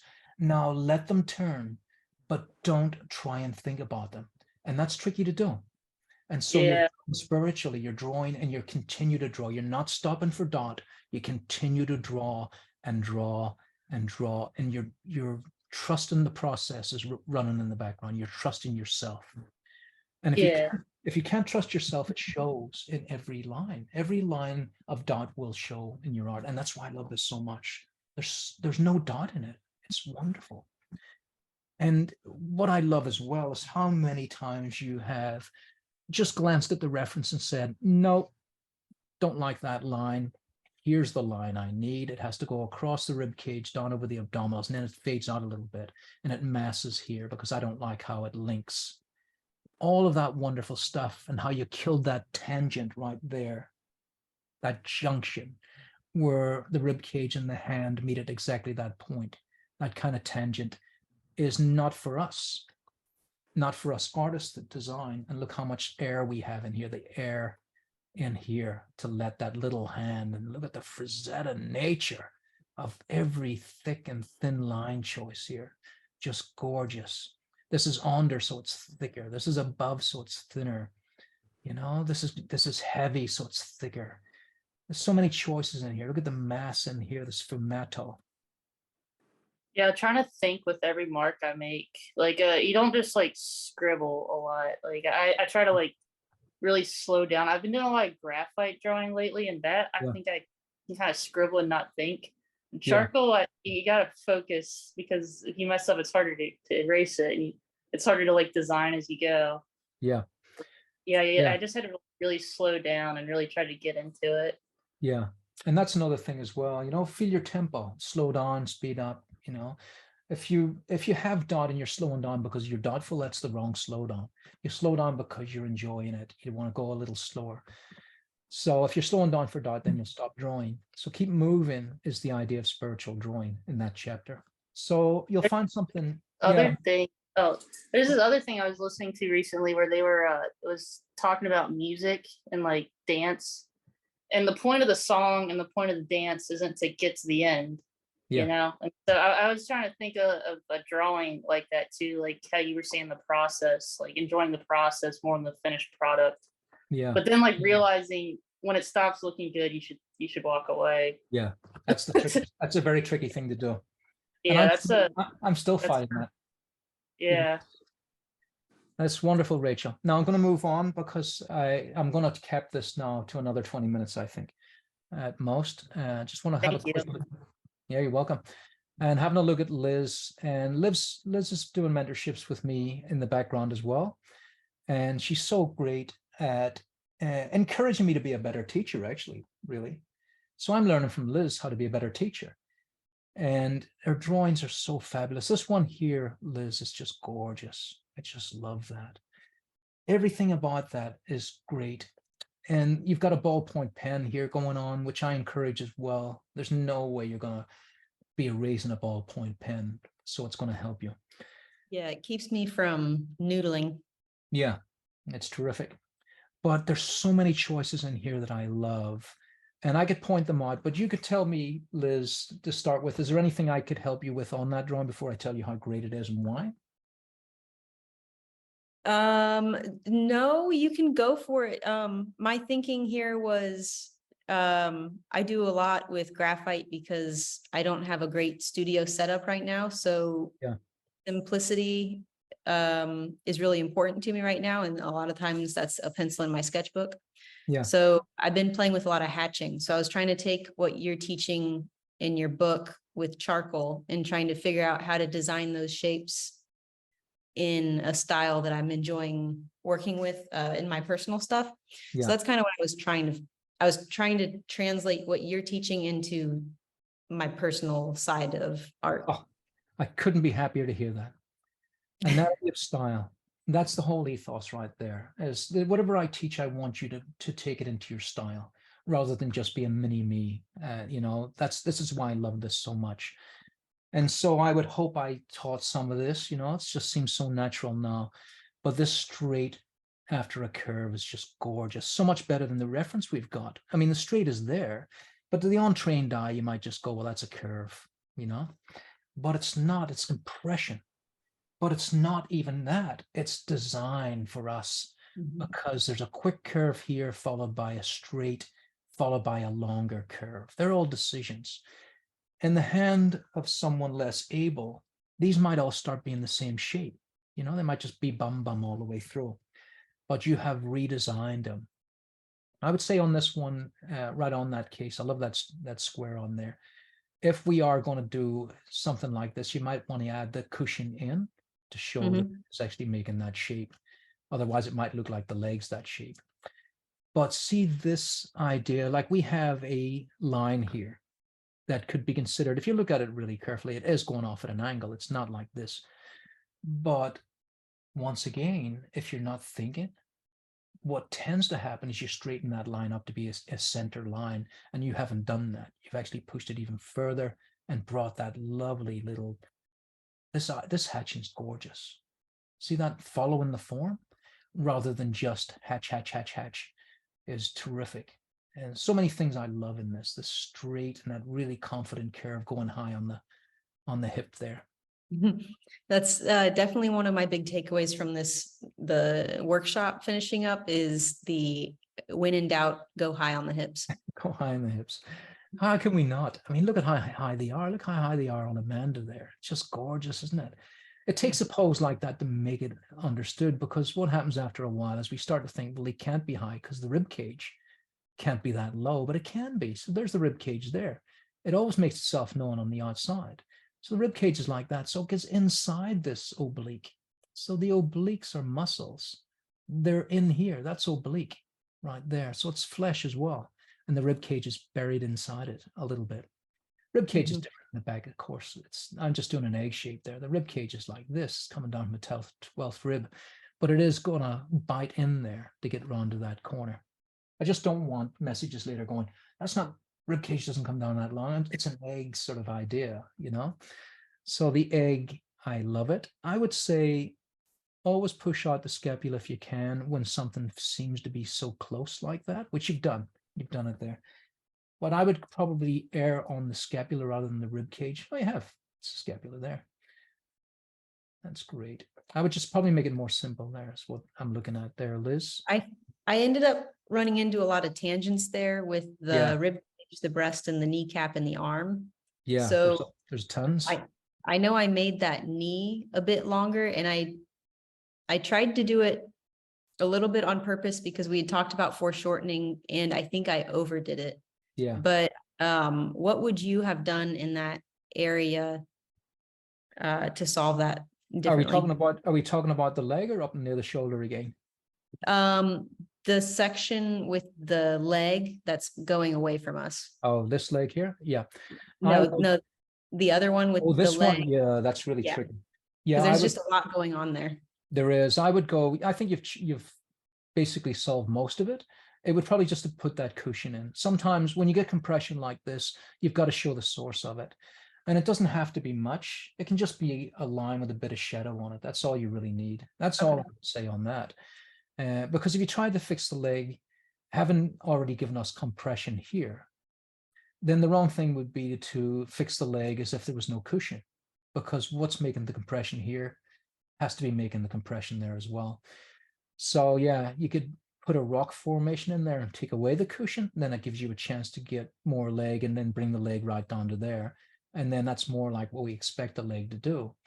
And then you could put a little bit of the femur stuff in there, you know, a little bit of the femur bulge in there to make it less strange, because the leg always looks strange when you can't see the other side of it. And so the bottom end of it is it's always going to look strange no matter what. So we have to put as many straights, curves, longs, vary it up as much as we can so it doesn't end up looking like a torpedo like that, which a lot of knees do end up looking like from that. On this one, I would say put a cushion in, put more of the cushion in and some shadow under it. And when it looks like a torpedo like that, that would be the time to maybe fade out, put a little bit of massing in there and make it less of a join to the body. They'd be the tips for that, I think. Awesome. Thank you. You're welcome. Lovely. Okay, guys, I'm going to have to wrap it up a little bit. So I'll do quick analysis on here. Paul's in the room. Hi, Paul. Any one particular thing you found a bit tricky, and I'll just look at that as we go. And apologies for being so talkative that I've run out of time. Paul, anything? I love your thigh, by the way. I think that's fabulous. You know, little things hit you. I just love the thickness of that. They're really gorgeous to begin with. Just going away from us like that is wonderful. And that little hook. Go ahead, Paul. Anything at all that you would need help on there?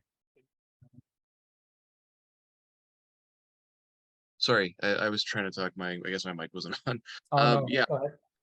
the leg, the thigh there. Actually, I thought I did okay on that. I did find foreshortening a lot. I guess easier since I started this course. But I think just like the tilt of the upper torso. I don't know if like even the crease, even on the just between the hip there. Yeah, that crease. The crease is what I was looking at first. I would probably, let's say, I'd go high on the hip again is the thing. Mm-hmm. So don't be afraid of it. Don't be afraid of going right up like that and then having the breast, because you'd be amazed how far a breast can come down. And for me, that's a nice, clean way to fix that whole idea. Just forget about a crease coming in and just have the obliques push up behind that arm and then have the breast underneath like that. That'd be, for me, an easy choice. And it's clean and it's simple for me. Okay. And I'm always about pushing out the hips if you can, even if they are doing this. So remember, whatever the photograph's doing, you don't have to be a slave to that. I'd probably not do an overlap on the sit bones there. It's sort of killing the beautiful nature. I'd probably go with that idea where you've got a little variation in the line, and then you can use your squareness for that point there. And also a little bit more thickness on everything down on that end right there. Okay. But yeah, it's a tricky junction right there as well. So I'd probably pull out for that, just around about there. But lovely stuff. Really great. I'll go through again. You're welcome. I'll go past this, Liz, and we'll talk about it another time, I think. But great stuff in there. And Chuck, wonderful Chuck. We've already talked with Chuck, so I'll go past that. But just admire that for now. This is recorded. Have a look at how much beautiful stuff in there and ask yourself, why is it so beautiful? And do that a lot, guys. Ask yourself, why is this appealing? And you'll be surprised how much answer you get back in your own mind, how much you actually know. And so Krista, hands should be bigger for more dramatic impact with the bow. Yeah, I would say. And that's a good call, actually, Krista. Not only bigger, I think they're actually big enough. More tense probably is what I would think. So you would take maybe the thumb. It's a tricky one, this, Krista, for a lot of reasons. First of all, if it's a sacrificial thing, then she's confident. But at the same time, can we make it more, can we push that thumb over maybe? It's a tricky one. Throw it over the bowl. Maybe that. You know, we separate these things. It's tricky. It really is. Because every change you make on that hand is going to tell a different story. So remember, hands are storytellers. They're very, very much going to rule the world with the story. Like I'm always changing hands. If my model is all feminine, then she's got a big boxer's hand, then all of a sudden something strange just happened. I like the way this interacts with the bowl. Maybe put a finger out like that might be the case.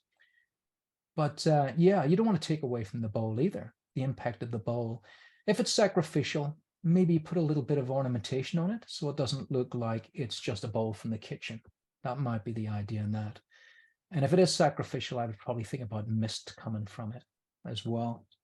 Just tiny things. Fade out the hair is definitely always the thing to do. Pose is arched, yes. Legs not as important as other parts leading to the bowl, absolutely. So you faded them out nicely. So a lot of stuff here coming from our time together, because I've been with Krista for a long time too, as with Rachel, back to CGMA days. With the serratus, just there, Crystal, just pull around like that. The serratus would probably come down to about that size there. So you're just running off the nipple to get the serratus. And then you've got your rib cage separate from that. And then your 11th and 12th down here. That's good. Really wonderful stuff. And you can see, I mean, none of this is traced. This is all Krista on fire, you know.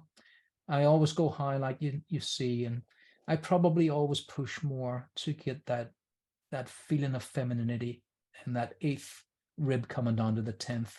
So that's my go-tos, but you don't need them. You know, like I say, I don't want to ever influence your style, but I always want to have this tilt in concert with this tilt here, which, you know, Krista already has, but I always push it. I push it a little bit more. And my style choices are to bring the gluteus down as far as I can get away with. A high gluteus is going to denote a younger person, but do remember that the gluteus do attach about here on the figure. They're quite low down. And I would probably tilt the crest of the hip forward a little bit more. That's going more, once again, in concert with me pushing the hips down in concert with the back there. But we do have a low tilt for the female hips. It's one of the things that you can see it over here is really big on what makes a female hip rather than a male hip. So Rachel and, like I say, Krista have been with me for a long time, so they've got a ton of knowledge and they understand what I'm saying here. So I don't have to go, do you understand? So I know Krista, I can see it's in there. It's already in there. And that's the great thing about being a mentor and having a mentee, is that after a while we're discussing art rather than the mechanics of it, and just honing it and fixing it as we go. And that's why Krista was able to take this, probably the most complicated drawing from the whole Anatomy of Style too, and work with that. So the book's built for people that are advanced, and further advanced will go into this section. Like I say, the Anatomy of Style is the first part. This is the second part. But anyone can jump in here and draw on top of any of these. One of the questions earlier, do we trace? If we only trace, our skills get weaker. But if we trace and understand what we're tracing and ask ourselves, what is this line and why is this line? The how and why of it all the way through, then you're learning. So I would say you've got, if you're coming in to do this advanced thing, then get a digital tablet and a layer on top and trace over this drawing here. Just trace it and ask yourself what and why. Why this line? Why that tilt? What is it? What is that? If you're maybe just starting off for the first time, what's the deltoid? Why does it have a triangle there? Well, that's the infraclavicular fossa. That's a gap. No, it sounded like I was, like Jeff Watts says, they're flexing knowledge. But after a while, that becomes a word that you just nod to. It's nothing. It can all be learned. All of it can be. You know, I was just a guy that dug holes once before. Nothing wrong with it, but that's what I did. And so how do you go from digging holes to drawing anatomy? Just one step at a time. That's what you do. So my takeaway is there. that anyone can do this if you just put your mind to it and love it. I enjoyed digging holes, by the way. I loved it. So, you know, it's what you love as well. But there's only so many holes I could dig before I started going, this is getting a bit dull now and a bit repetitive. And so I wanted art, and art freed me from that life.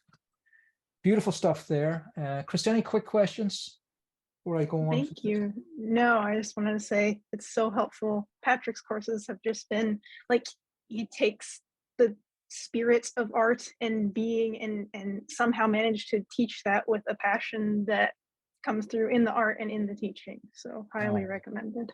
Thanks, Krista. I appreciate it.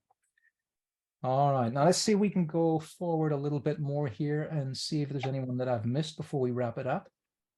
So Liz, and let's see, Krista, Chuck. I think that's it for now.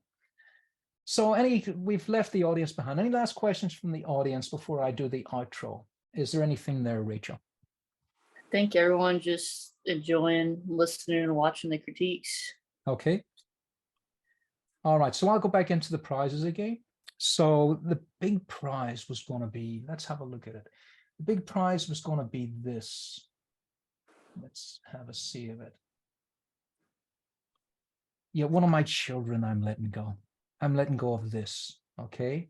It's newsprint. It's not archival. That's what they say. It's not archival. But, you know, there's newsprint from 1600 in the archives in England for the first newspapers ever made. So, yeah, if you leave them in the sun, they're going to crumble and fall apart.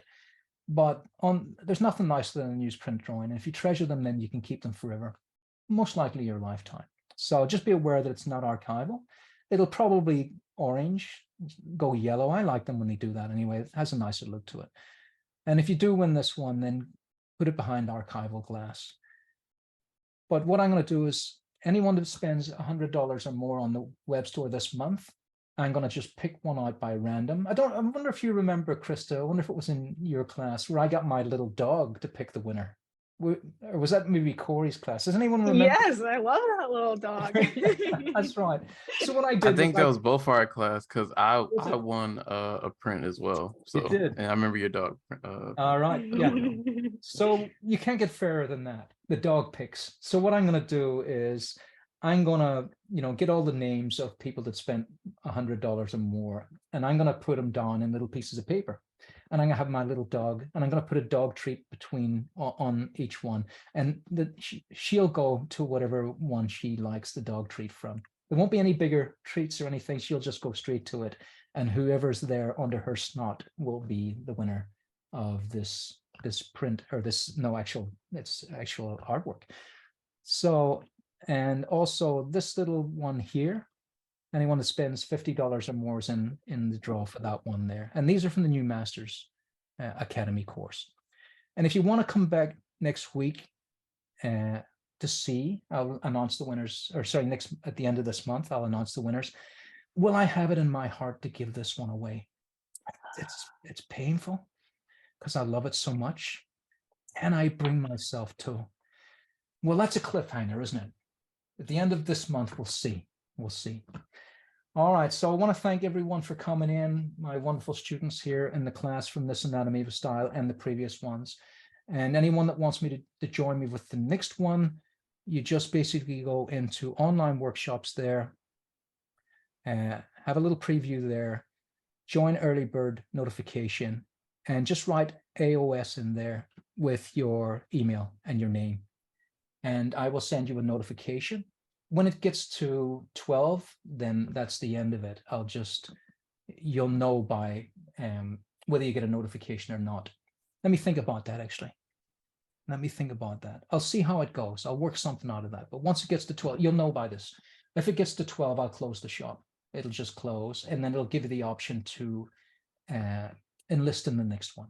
So basically, it's first come, first serve on that.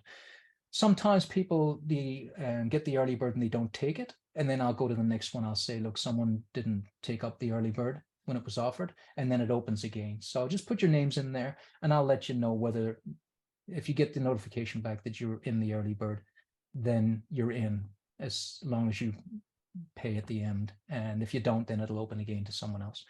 All right. So that's how you do that. AOS in there and your name and email address, and you'll get, I'll contact you and let you know what the score is there.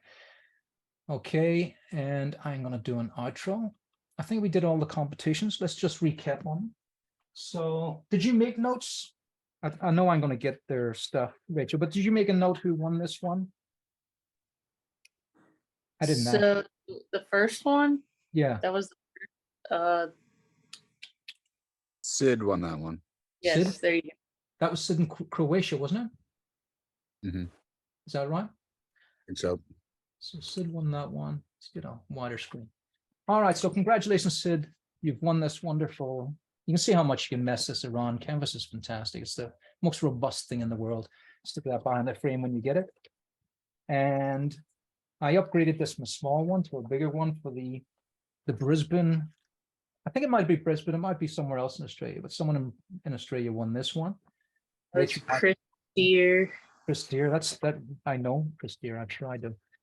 So Chris, congratulations on that. And is Chris in Brisbane? I don't remember where he said he was. Yeah. All right. Okay. And apart from that, yes, and someone won the And gift- Marv got a $50 gift card.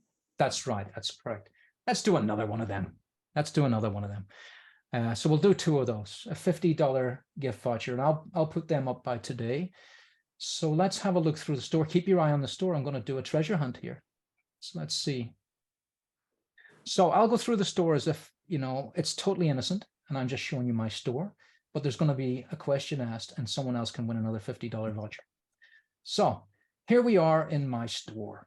Okay, so the Anatomy of Style workshop, that one's closed. You can contact me here. Online workshops are there. Original paintings, Pat Wilshire's the guy to go with that. So if you look in here, I think you might have, most of these are gone. I don't think there's a painting left.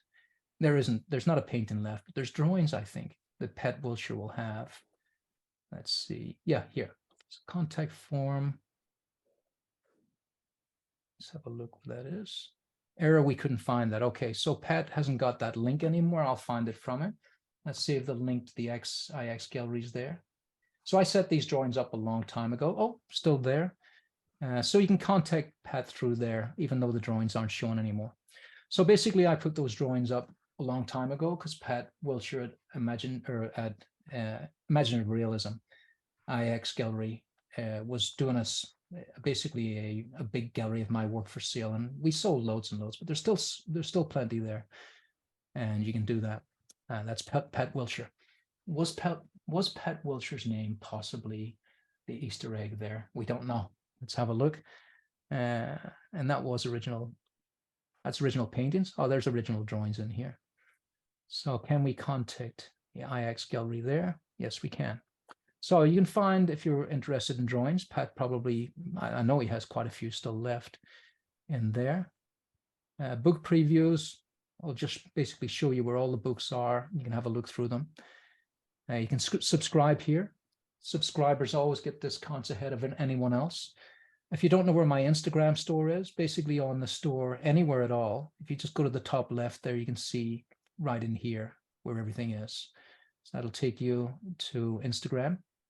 And like I say, my wonderful students here have Instagrams that you can contact them through underneath there, underneath this live screen. The live screen will probably disappear and then come back up again if you've missed this. So you can go back in again. And let's see, and this one goes to Facebook. Okay. And like I say, if you go onto the Instagram page, there's going to be lots of free movies. And I'm going to really keep this alive now. So please subscribe to the Instagram, not the Instagram, sorry, the YouTube channel. Oh, subscribe there too, if you don't mind. That would be nice. Because Instagram's been taking followers off me, been taking them away. I don't know why. Keep hitting that. What's the matter with me? There's YouTube there. So if you go to my YouTube channel, there's loads of free things in there. And I'm doing lots of stuff with Sarah Frazetta as well in here because I love Frank Frazetta. I want to keep drawing over Frank's work and trying to understand what made him so wonderful. And you can see in here, there's movies. There's an hour-long movie there. on how to draw the back gluteus and contrapposto and how to draw the arm in pronation. So there's lots in there. I'm going to keep this alive. Here's another look at the book. Let's have a look.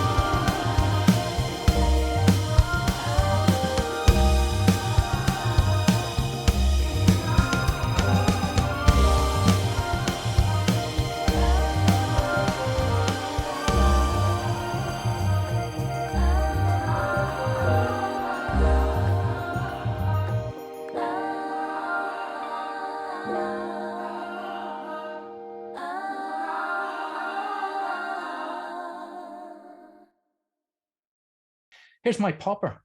You must be on the edge of your seat. That's all you'll need. I wonder if it'll pop. Jesus.